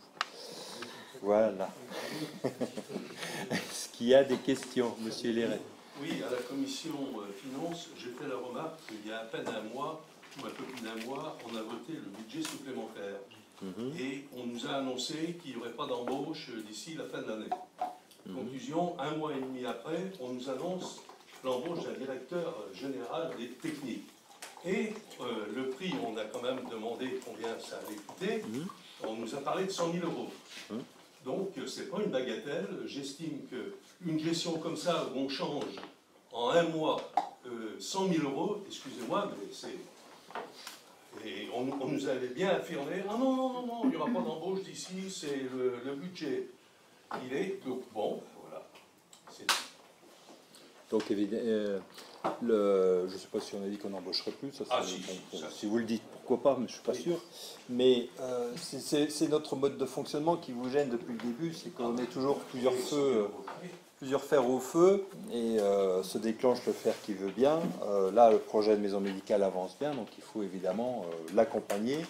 Il y a une opportunité de prendre la délégation de la maîtrise d'ouvrage. Évidemment, il faut quelqu'un pour s'en occuper. Ça ne se fait pas par l'opération du Saint-Esprit. Et donc, il y a une cohérence dans tout ça. Voilà, donc c'est tout à fait normal. Et c'est dans l'intérêt des Arnolfiens, puisqu'on veut cette maison médicale. Après, celui qui ne veut pas, il ne veut pas. Mais il faut accompagner. Excusez-moi, la question de la maison médicale, elle est pour La question de la maison médicale, elle peut aussi se traiter, se négocier en avec vous, avec des gens qui sont aussi compétents à durée déterminée et qui peuvent être aussi en coût maîtrisés par la ville. Donc ça, c'est un choix. Ce n'est pas la question de la maison médicale. La maison médicale, elle peut se traiter de plusieurs manières. Donc, voilà. Comme la question des projets de la maison de jeunesse et des sports. Déjà, je n'ai pas fait la remarque tout à l'heure, mais on remet dans la note de synthèse numéro 7 qu'elle démarre en second semestre 2019. Je pense que, à mon avis, cette note de synthèse, il faudrait juste corriger ça, parce qu'elle n'est pas démarrée encore. Donc, ça serait... Bon, ça c'est un aparté. Mais en tout cas, la justification de cette embauche, je ne pense pas que ce soit forcément que la maison médicale. La maison médicale, on va la traiter différemment. Non, comme j'ai dit tout à l'heure, c'est la maison médicale, je pense que ça représente 50%. Il y a la maison des jeunes, de la culture et des sports, et il y a également le suivi des services techniques administratifs. Et puis les services techniques. Comme je le dis souvent, quand quelqu'un dans la commune, quel qu'il soit, demande une nouvelle tâche à nos services techniques, parfois fait la demande en urgence, hein, c'est le mercredi pour le week-end. Maintenant, j'ai l'habitude de répondre. Hein. Nos services techniques, ils n'ont pas besoin de nous, ils ont 2 ans de travail d'avance. 2 ans de travail d'avance sans qu'on leur en donne de plus. Donc oui, il y a une surcharge de nos services actuellement, et donc il faut venir les épauler. On ne peut pas les laisser comme ça, surtout avec des gros projets qui arrivent, on ne peut pas les laisser comme ça tout seul. Donc évidemment, le directeur des services techniques est là pour ça, pour venir épauler nos agents, et puis alléger le travail aussi de la directrice générale des services, qui ne peut pas être à U et à DIA en permanence. Il y a un moment, il faut que ça se pose. Donc, il faut que ça se pose. Est-ce qu'il y a d'autres questions? Oui, Jean-Luc? Plus sur la forme, je ne savais pas, enfin, c'est peut-être aussi la règle dans les collectivités territoriales pour faire des CDD de 3 ans. Alors, oui. Je pense que l'idée c'est de faire 3 ans plus 3 ans.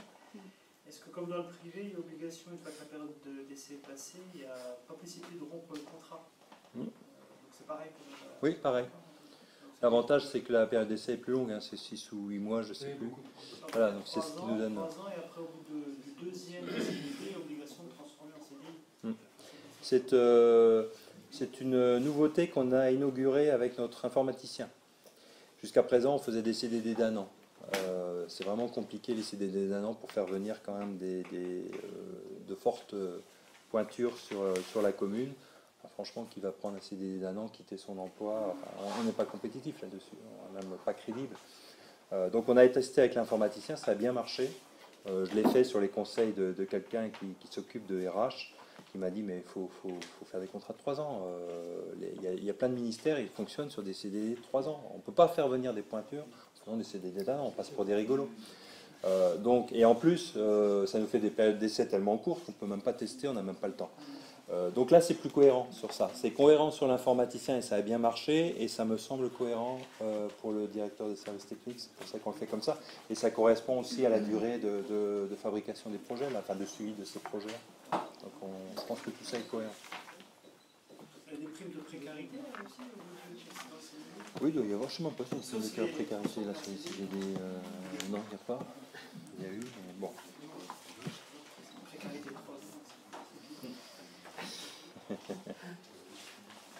Est-ce qu'il y a d'autres questions?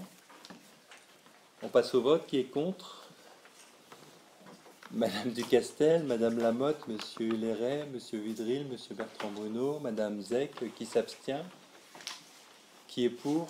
Adopté. Merci. Note de synthèse numéro 10. Création d'un poste d'agent des écoles maternelles. Toujours la loi de 1984. Ainsi, considérant que les besoins du service enfance et jeunesse nécessitent la création d'un emploi d'agent des écoles maternelles afin de pallier le départ prochain à la retraite d'un agent, il est proposé la création d'un emploi dans les conditions suivantes, le grade du nouvel agent étant différent de celui qui part à la retraite. C'est donc un emploi permanent à temps complet dans la filière technique. Un cadre d'emploi, c'est un adjoint technique de catégorie C, ce qui portera l'effectif de 47 à 48. Et nous aurons après à supprimer le poste de la personne qui part en retraite et qui est dans un grade plus élevé. Cette proposition a été approuvée à l'unanimité par la commission des finances le 17 juin et vous êtes priés d'en délibérer. Est-ce qu'il y a des questions, des remarques? On passe au vote. Qui est contre? Qui s'abstient? Qui est pour? Adopté à l'unanimité. Note de synthèse numéro 11. Création d'un poste de chauffeur de balayeuse de voirie. C'est toujours la loi de 1984. Ainsi, considérant que les besoins du service technique nécessitent la création d'un emploi de chauffeur de balayeuse de voirie, femme ou homme, dans le cadre de la convention de prestation de services relative au balayage mécanique des voiries, qui unit 16 communes du Sud-Yvelines et pour laquelle la commune de Saint-Arnaud en Yvelines s'est portée volontaire pour recruter un agent dédié à temps complet, il est proposé la création d'un emploi dans les conditions suivantes. Un emploi permanent à temps complet dans la filière technique. Dans le cadre d'emploi, c'est un adjoint technique de catégorie C. Cela portera l'effectif de 48 à 49.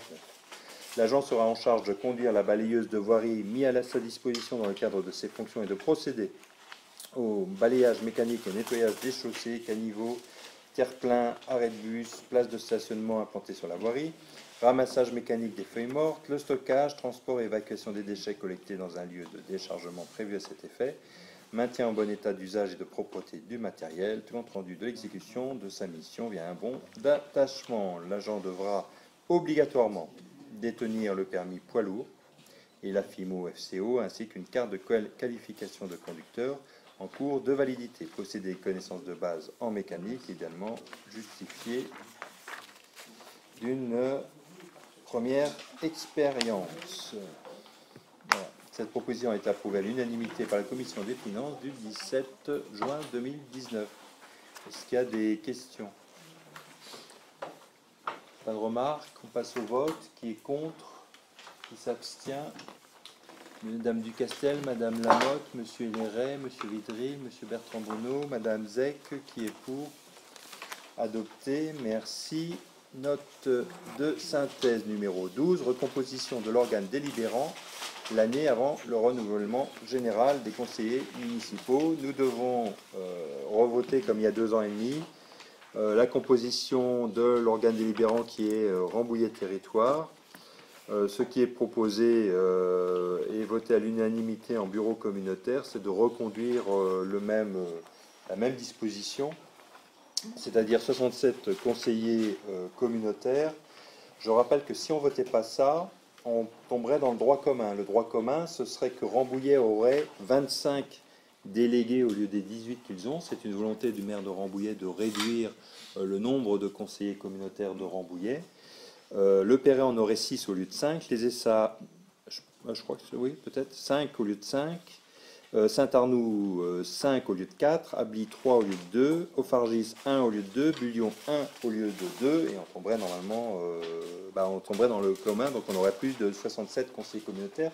L'idée de base qui avait prévalu aussi il y a 2 ans et demi, c'était d'équilibrer le poids des villages et des villes, c'est-à-dire d'avoir d'un côté la ville-centre Rambouillet accompagnée des 4 villes d'appui que sont Le Perret, les Essarts, Saint-Arnoux et Ably, et de l'autre les villes et villages. C'est cet équilibre qui avait prévalu à ce choix qui, moi, me paraît judicieux.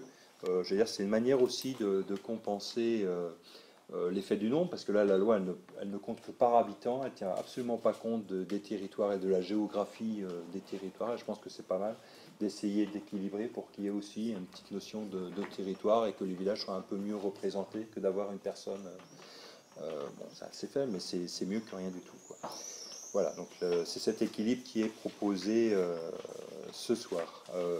Le vote, alors c'est un vote qui doit avoir lieu avant le 31 août dans tous les conseils municipaux et qui sera applicable pour le mandat suivant. Bon, ben, ça ne change rien si on vote cet équilibre ce soir. Et puis je ne sais plus quelle est la règle, je crois que c'est 2/3 des conseils municipaux, quelque chose comme ça. Enfin, il y a des règles pour valider tout ça.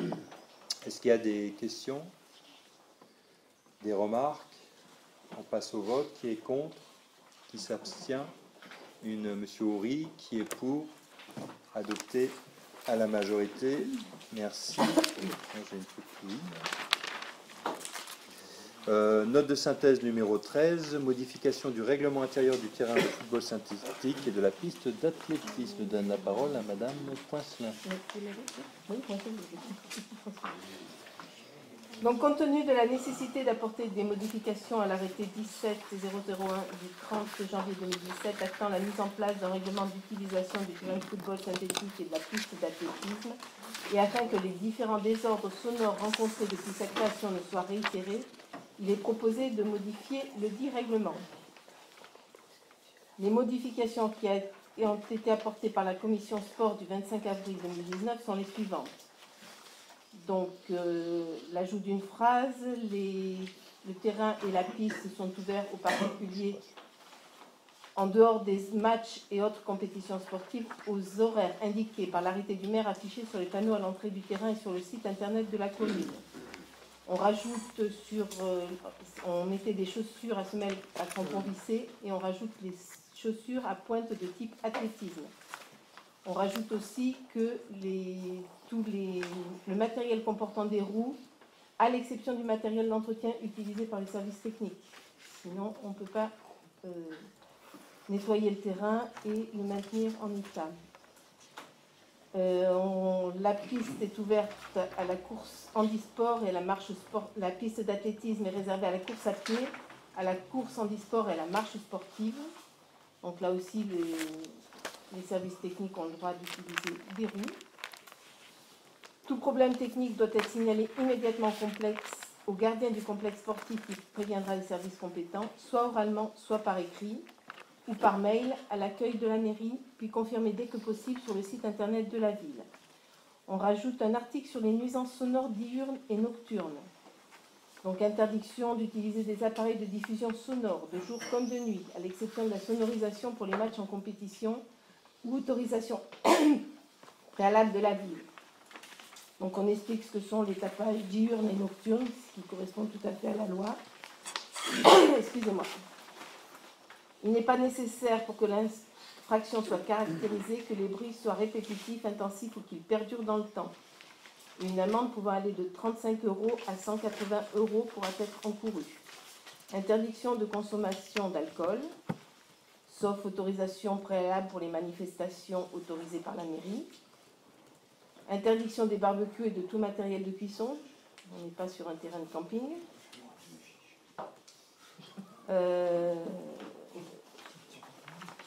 Donc on rajoute aussi la gendarmerie qui pourra intervenir auprès de tout utilisateur qui ne respecte pas les règles de bon usage sur la piste d'athlétisme, le terrain en gazon synthétique et les vestiaires. Et une fermeture temporaire ou définitive selon la nature ou le caractère répétitif de l'infraction pourra être décidée pour tout manquement au présent règlement. si vous appuyez dans délibérer. Est-ce qu'il y a des questions? Moi, s'il vous plaît. Sont strictement interdits sur le terrain synthétique et la piste d'athlétisme, ce que je comprends tout à fait, mais il y a les personnes, les PMR, qui sont en fauteuil, ou en fauteuil électrique ou autre, ils ont quand même accès. Je pousse le vis, l'entraîneur de foot, il est en fauteuil, il faut bien qu'il aille au bord du terrain de foot. C'est pas marqué. Non, c'est marqué handisport pour les courses handisport. Donc c'est pour les courses handisport. Non mais je chipote, je pousse, mais parce que c'est pas pour revenir tous les 2 ans sur le. C'est écrit en bas de l'article 5. Sur l'article 5, c'est sur la piste d'athlétisme, mais pas pour le football. Sur le terrain, non, c'est pas. Sur le terrain, non. On peut pas permettre. On ne peut pas rouler sur le terrain. Non, mais on peut s'approcher sur le terrain où il y a les gradins, les tribunes, là, La piste, c'est le bord du terrain. Sur les... Je chipote, mais je pousse son vis, l'entraîneur de foot est en fauteuil. Il faut bien qu'il aille au bord du terrain pour donner ses consignes. C'est ça que je dis. Il sera sur la piste d'athlétisme. Il sera à côté du terrain. Au bord du terrain. Oui, sa voiture avec un toki-boki. Et puis... Deuxième, la fermeture temporaire ou définitive sur la nature du caractère répétitif, c'est pour la section ou la personne qui elle est interdite de stade, ou c'est du coup ce sera fermé pour tout le monde et ça dépend de la situation. Ça peut être fermé pour tout le monde. Ça l'a été l'année dernière. Parce que là c'est juste la fermeture, c'est temporaire ou définitive, c'est punition collective. Il n'y a pas de demi-mesure là, c'est ouvert ou fermé quoi. Non, mais c'est selon la situation. C'est pas précisé. J'ai pas compris. C'est quel article? L'article 13.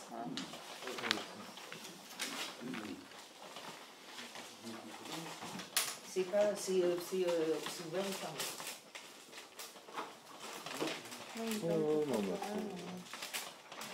C'est de toute façon, oui, c'est le. Ça, les pouvoirs de police publique. Oui, ça s'adapte, d'accord, c'est une phrase type pour. C'est plus une information et un rappel aux utilisateurs. Hein. Derrière,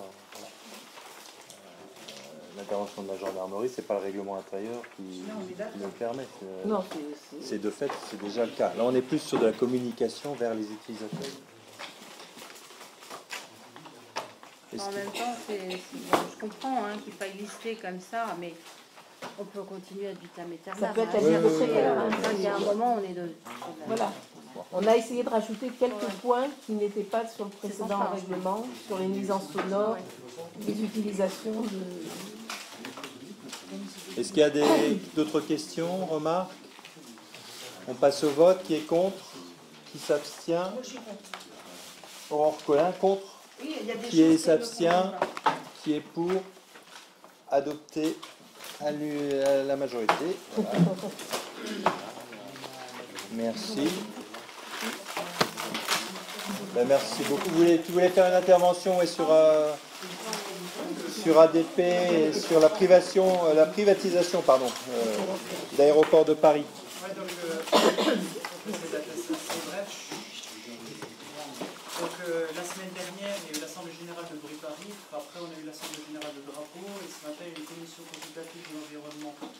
Concernant l'Assemblée Générale de Bruit Paris, pour mémoire, Bruit Paris est une association qui vit du financement de collectivités territoriales, d'associations, et donc moi je siège de deux titres, parce que la CNAB siège à Bruit Paris, qui est également Saint-Arnoux.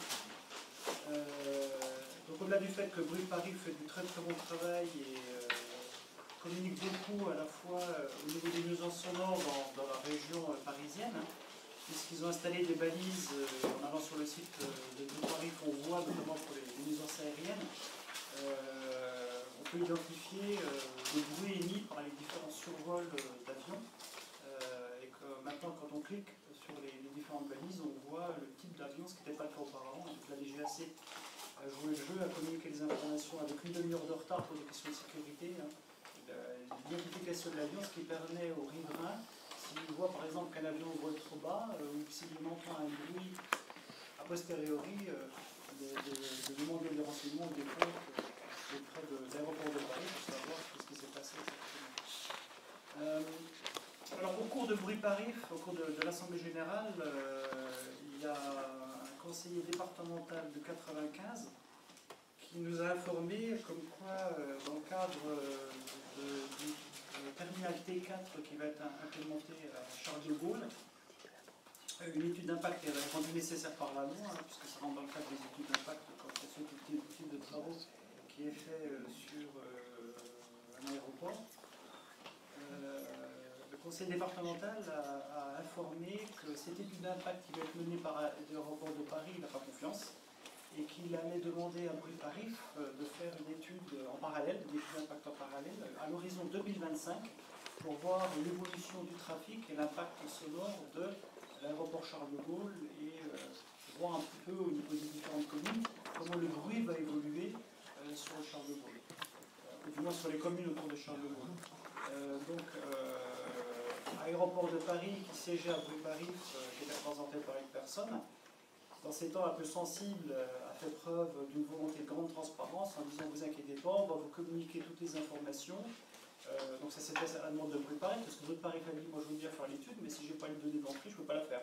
Donc Aéroport de Paris a dit on vous communiquera toutes les informations, l'évolution du trafic, le renouvellement des flottes, on va discuter avec les compagnies aériennes pour que vous puissiez faire cette étude. C'est à quoi j'ai profité pour rebondir, je dis bon moi c'est bien, si vous faites une étude d'impact et vous communiquez les informations pour Charles de Gaulle, moi ça m'intéresserait que vous fassiez la même chose sur le sud francilien, au niveau d'Orly. Alors j'ai une réponse de politicien qui ne m'a pas du tout plu, le gars d'aéroport de Paris a dégagé en touche en disant que ce n'était pas nécessaire. Donc je me suis dit, cette question-là, je vais la renouveler lors de la CCE, donc c'est ce qui a été fait ce matin. Concernant l'AG de Bruy-Parif, donc ça s'est terminé comme ça, et après on a fait une réunion, une assemblée générale donc, de l'Eurapo. Donc l'Eurapo c'est une association d'associations qui regroupe à la fois des associations du sud francilien, mais également des communes, toutes les communes environnantes d'Orly qui siègent à l'Eurapo. Et il y a eu un long débat sur la privatisation d'Orly. Pardon, la privatisation de la DP. À titre personnel, je suis ni pour ni contre la privatisation. Enfin, le problème n'est pas tant la privatisation que la manière dont elle va se faire, et notamment le cahier des charges qui va être émis. Moi, je pense qu'un actionnaire privé, quand il y a différents actionnaires, normalement, il y a un pacte d'actionnaires qui lie les actionnaires et qui les empêche de faire n'importe quoi. Et un actionnaire privé peut être soumis à des règles, et doit être soumis à des règles. Et parfois, un actionnaire privé respecte plus les règles que l'État, parfois, au sein de ces entreprises qu'il dirige. Donc on a quand même souligné le fait que le mouvement, enfin tout ce qu'on voit à l'heure actuelle autour des référendums, c'est un point positif, c'est-à-dire que ça attire l'attention sur Aéroport de Paris. Moi je ne rentre pas dans les considérations stratégiques, est-ce que c'est quelque chose de stratégique de garder Aéroport de Paris privé ou pas, enfin de le garder avec un actionnariat public ou pas. Par contre, ce qui est extrêmement important, c'est la transcription dans le cahier des charges, s'il y a une privatisation, la transcription des informations, enfin des objectifs qui sont fondamentaux. Et on a mis en avant le fait que, notamment pour Orly, la limitation du nombre de mouvements était impérative. Ça, c'est le premier point. Et le deuxième point, le respect absolu du couvre-feu, puisqu'à Orly, vous le savez sans doute, il y a un couvre-feu entre 22h30 et 6h du matin. Donc ça, c'est des éléments qu'on a mis en avant et je pense qu'on est tous d'accord pour que ce référendum aille jusqu'au bout de la démarche. Par contre, le point de vigilance, c'est plutôt sur le cahier des charges qui doit être respecté, qui est privatisation ou pas. Donc ce matin, concernant la commission consultative de l'environnement, j'ai fait un courrier à l'attention de monsieur le préfet, que j'ai lu ce matin en séance. Et donc j'ai demandé, puisqu'il y avait une volonté de transparence manifeste, c'est un peu utilisé d'aéroport de Paris, donc à la commission consultative de l'environnement siègent non seulement des associations, il y a Aéroport de Paris, la DGAC, il y a le préfet qui siège, il y a Airbus, enfin, il y a les compagnies aériennes qui sont représentées, il y a pas mal de collectivités territoriales, il y a pas mal de maires qui siègent, donc en tout il y a une soixantaine, il y a quand même pas mal de gens qui siègent à ce genre de choses. Et l'avis de la commission consultative de l'environnement est nécessaire pour tenir compte des évolutions potentielles de d'Orly et la même type de commission qui siège pour Roissy.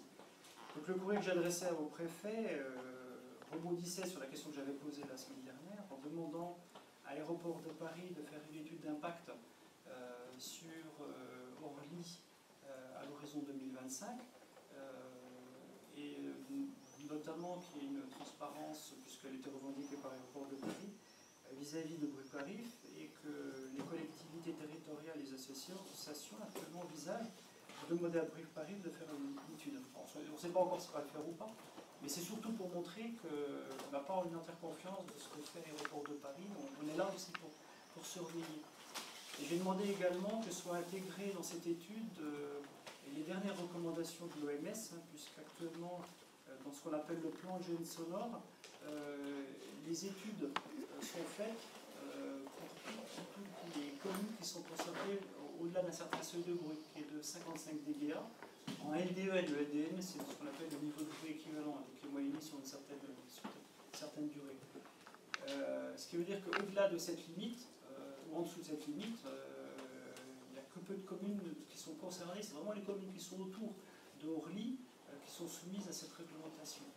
Les dernières recommandations de l'OMS stipulent qu'au-delà de 45, donc 10 dB de moins, il y a un impact sur la santé. Et là, ça concerne 18% de la population francilienne, plus de 2 millions de personnes. Et au-delà de 45 dB, on commence à avoir des effets néfastes sur la santé, rythme cardiovasculaire, perte de sommeil. Donc l'OMS met en avant que pour le transport aérien, c'est plus 55 kg de moins, ni 50, c'est 45. Et Bruparif a fait une étude avec les informations qu'ils avaient, et la surface, elle explose à 45. Et donc, je me souviens que quand il y a eu la modification des trajectoires qui concernaient Saint-Arnaud il y a quelques années, j'avais fait une réunion auprès de la DGAC, et je lui avais dit, mais pourquoi vous élargissez pas le périmètre d'études, puisqu'en fait le bruit ne s'arrête pas physiquement à une frontière donnée, il peut continuer, même s'il est réduit. Et la réponse qui m'a été formulée, oui, mais nous on s'arrête là, parce que la réglementation s'arrête là, donc tout ce qui se passe au-delà du périmètre ne nous intéresse pas du tout. Fin de recevoir. Et donc le courrier que j'ai lu ce matin a porté un peu ses fruits, parce que le préfet a promis de répondre. ADP, à la présence, il y a M. Lacotte, le directeur général de la plateforme d'Orly, a confirmé le fait qu'il allait collaborer et puis participer à cette étude. Et on a demandé également que soient intégrés, alors ça n'a pas encore été fait dans le courrier, mais va être complété dans un deuxième temps, que soient intégrés non pas uniquement que les paramètres de bruit, mais également les paramètres de pollution, puisque bon, vous savez sans doute, mais un avion ne peut pas être doté de techniques de dépollution comme les voitures, enfin les véhicules qui sont aussi des moteurs thermiques, exactement, des filtres à particules, des SCR, des catalyseurs CO.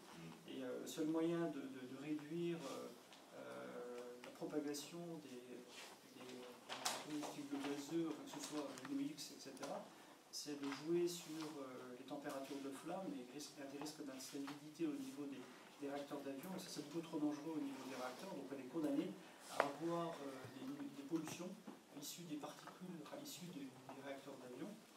Et ce qu'il faut savoir, c'est qu'actuellement la réglementation elle est un peu sournoise, parce qu'elle impose d'intégrer uniquement ce qu'on appelle les cycles LTO, c'est-à-dire les cycles, on mesure la pollution quand les avions sont au sol. Et quand ils sont en l'air, on ne les mesure plus du tout. Donc la réglementation, elle est faite comme ça. Donc on suppose que quand un avion il vole, il pollue quand même un petit peu. Donc on a demandé également, parce qu'il y a des études qui existent, d'intégrer ces paramètres-là. Donc visiblement, on les génère vraiment beaucoup, surtout autrefois, il y avait quand même, comment dire, une certaine tension entre les associations, parce que certaines associations qui représentaient une partie du territoire avaient plutôt tendance à dire, bon, bah, moi les avions, je ne les veux pas sur mon territoire, aller voir ailleurs. Et donc, ce soit l'aéroport de Paris ou la DGAC, se régalaient de voir qu'en fait, il n'y a pas de mutualisation entre les associations. Et là, c'est plus du tout le cas, parce qu'on parle tous le même langage. On est plutôt sur une démarche sur l'ensemble de l'Île-de-France pour essayer de réduire les nuisances sonores en général, pour l'intérêt général, justement. Jean-Luc, comment ils se financent, par exemple, une étude d'impact, Bruparif, comment ils vont financer leur étude d'impact? C'est pas eux qui se financent, c'est la collectivité territoriale qui va payer. Donc moi j'ai posé la question à la directrice de Bruparif, avec laquelle je m'entends très bien, parce que c'est vraiment une personne très compétente. combien ça coûtait. Elle m'a dit, je ne sais pas encore, je n'ai pas encore le prix, mais quand je l'aurai, je te le communiquerai. Après, je l'ai fait exprès aussi pour titiller un peu, pour montrer qu'on est prêt à aller jusqu'au bout, pour essayer de dire aussi que, quelles que soient les études que Aéroports de Paris font de leur côté, nous on est aussi en mesure de faire la même chose. Et pour autant qu'ils communiquent toutes les informations. Donc le tarif en fait c'est de l'ingénierie pour qui le veut. Oui, tout à fait. C'est ça, ce genre de choses, ce genre de prestations. Moi j'estime qu'une étude d'impact comme celle-là va peut-être coûter 10 000 euros, 15 000 euros. C'est extrêmement cher parce que les associations, c'est quand même extrêmement important de faire ce genre de choses parce que c'est quelque part un contre-pouvoir. Et juste une autre question. Aujourd'hui, tu as je crois, je sais plus la cotisation, alors je sais pas comment, voilà, elle est de 5 € par an ou un truc. Pour Bruy-Paris. Pour de Saint-Arnaud? Oui. Non, elle est négligeable. Elle est négligeable. Au niveau de la commune, elle est de 200 €, pas plus. Non, mais par les individus, tu sais, c'est vraiment négligeable comme cotisation. Ça peut être même, ça pourrait être, enfin, je sais pas si ça aiderait l'association, mais ça peut être. Oui, effectivement. Enfin, c'est tellement petit que. C'est toujours demandeur. Oui, enfin, ça semble un petit peu faible. Enfin, je sais pas. Mais une fois qu'on aura les éléments chiffrés, je pourrais le communiquer après pour savoir combien ça coûte. Et je pense que c'est intéressant, c'est important de manifester le souhait de collectivités territoriales et d'associations de faire des études en parallèle de celles que font ADP. Parce qu'ADP a dit de toute façon cette étude d'impact, je vais la faire, elle est obligatoire pour l'aéroport T4. Et eux, ils ont travaillé dans leur coin parce qu'ils ont dit que le premier résultat, ils vont les communiquer dès le deuxième semestre 2020. Ce à quoi les gens de Bruy-Paris étaient un petit peu étonnés parce que vous avez dit que vous alliez collaborer, mais vous continuez de faire les trucs dans votre coin. La DADP a passé un très mauvais quart d'heure parce que tout le monde est tombé sur le plateau. Moi, je vais profiter ce matin en étant très hypocrite, en disant que vous faites preuve de transparence dans ce contexte un peu particulier. Donc, puisque j'ai bien entendu. Qu'ils n'étaient pas très à l'aise non plus. Ils ont témoigné leur souhait de collaborer, de nous communiquer les informations. Un autre point important aussi, je pense que je vais en arrêter là, c'est les gros porteurs. On voit notamment sur Saint-Arnaud le matin ou le soir, des avions qui passent très bas, c'est les gros porteurs, notamment, je crois que c'est Corsair, c'est les vols qui partent assez loin, c'est les vols qui vont notamment sur les dom-toms. Il faut savoir que sur Orly, il y a une croissance assez importante des vols long courriers. Donc les vols long courriers, c'est notamment à destination, non pas que des dom-toms, mais il y a aussi les Amériques, les États-Unis qui sont concernés, il y a aussi le Japon, les nouvelles lignes qui ont été faites. Et le problème de ces gros porteurs, c'est que c'est des avions qui décollent un peu plus difficilement que les autres, mais qui ont une empreinte sonore beaucoup plus importante que les autres avions. Et actuellement, un souhait de renouvellement très fort de ces gros porteurs, parce que ceux qu'on voit avec Corsair, c'est des avions d'ancienne génération. Donc il y a quand même l'espoir d'ici peu de temps que ces gros porteurs soient changés à l'horizon relativement court d'1 an à 2 ans, soient changés par des avions de nouvelle génération et que l'empreinte sonore beaucoup moindre, de l'ordre de 10 dB. Ça c'est le premier point. Le deuxième point, ce matin, on a quand même mis en avant le souhait que des vols long courriers sont souvent destinés à partir en vacances, contrairement à des vols moyen courrier ou court courrier, par exemple pour la France. Donc ça, c'est de l'ingénierie des aviations d'affaires. Bon, les gens qui vont à Orly peuvent prendre dans la région parisienne des vols internes ou en Europe parce qu'ils veulent minimiser le temps pour aller à l'aéroport. Ça se peut se comprendre pour Orly parce que c'est quand même au sein d'un relativement dense, la population autour d'Orly. Par contre, pour des vols destinés à des vacances, on peut se permettre d'aller jusqu'à Roissy. Donc un peu plus éloigné. Donc on a demandé de prendre en considération la possibilité que ces vols long courrier ne soient pas trop développés sur la plateforme d'Orly, mais plutôt sur la plateforme de Roissy. Bon, voilà ce genre d'informations qui a été échangé. Alors ce qu'il faut savoir aussi, c'est que les commissions consultatives de l'environnement, il y en a qu'une seule par an, maintenant il y en a 2 par an.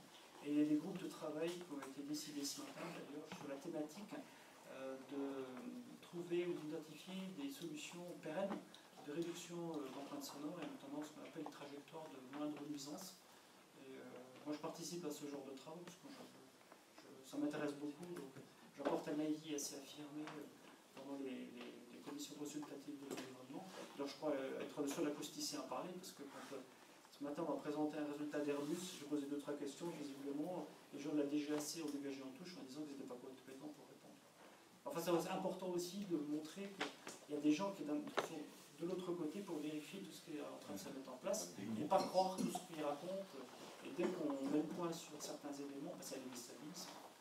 Donc il y a un contre-pouvoir manifeste, mais qui est coordonné au sein des associations, et je pense que ça avance. De drapeau. Donc moi j'ai bon espoir qu'à court terme, on ait des effets significatifs sur la réduction de l'empreinte sonore. Maintenant, juste un dernier point concernant le nombre de mouvements. Le patron de la plateforme d'Orly nous a informé que pour des raisons de sécurité, il ne pouvait pas y avoir plus de 38 vols par heure sur la plateforme d'Orly. Donc quand on prend 38 vols par heure, on multiplie le nombre d'heures correspondant à 6 heures à 22h30, multiplié par 365 jours, on tombe pile poil sur 250 000 mouvements. Donc malgré le fait que la capacité de l'ordre de 450 000 techniquement, logiquement pour des raisons de sécurité, c'est pas possible de passer dans avec les moyens actuels. Avec les moyens actuels.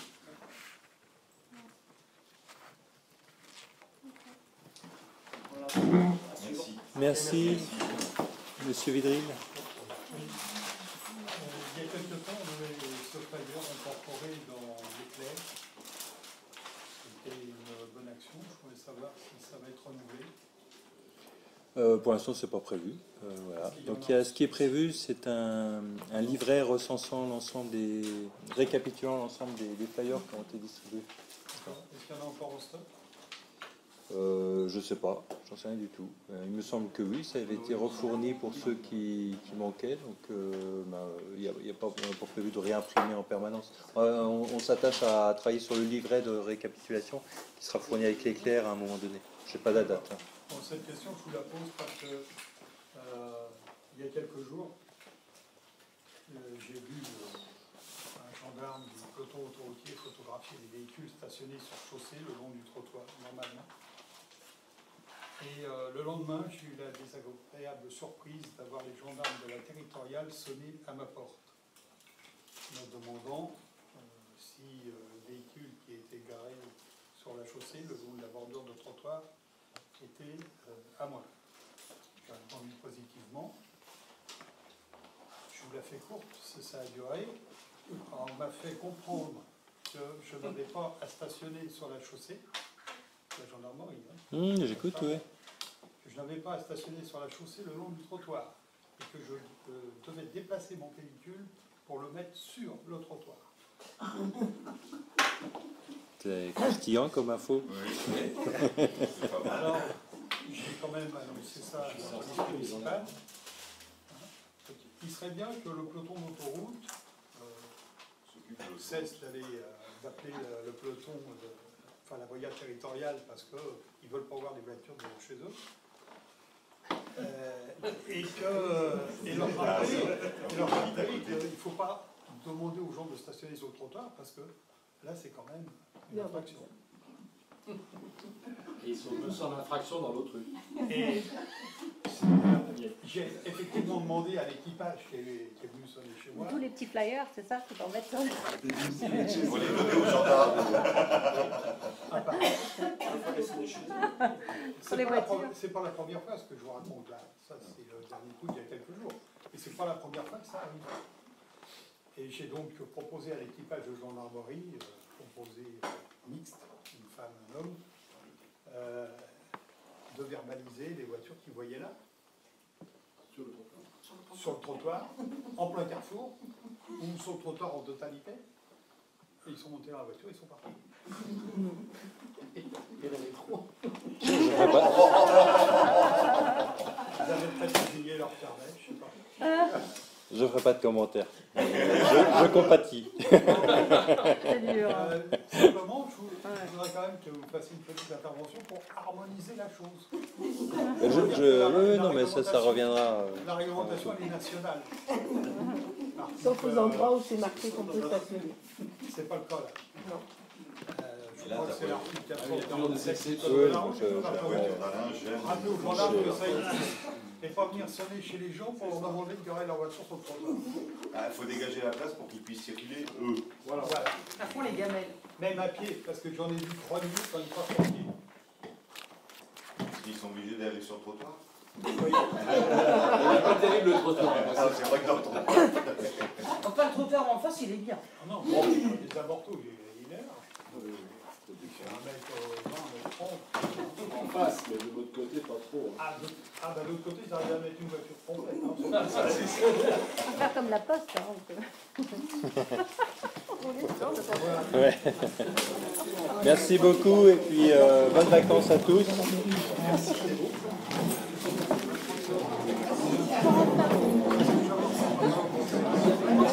Je suis quelqu'un de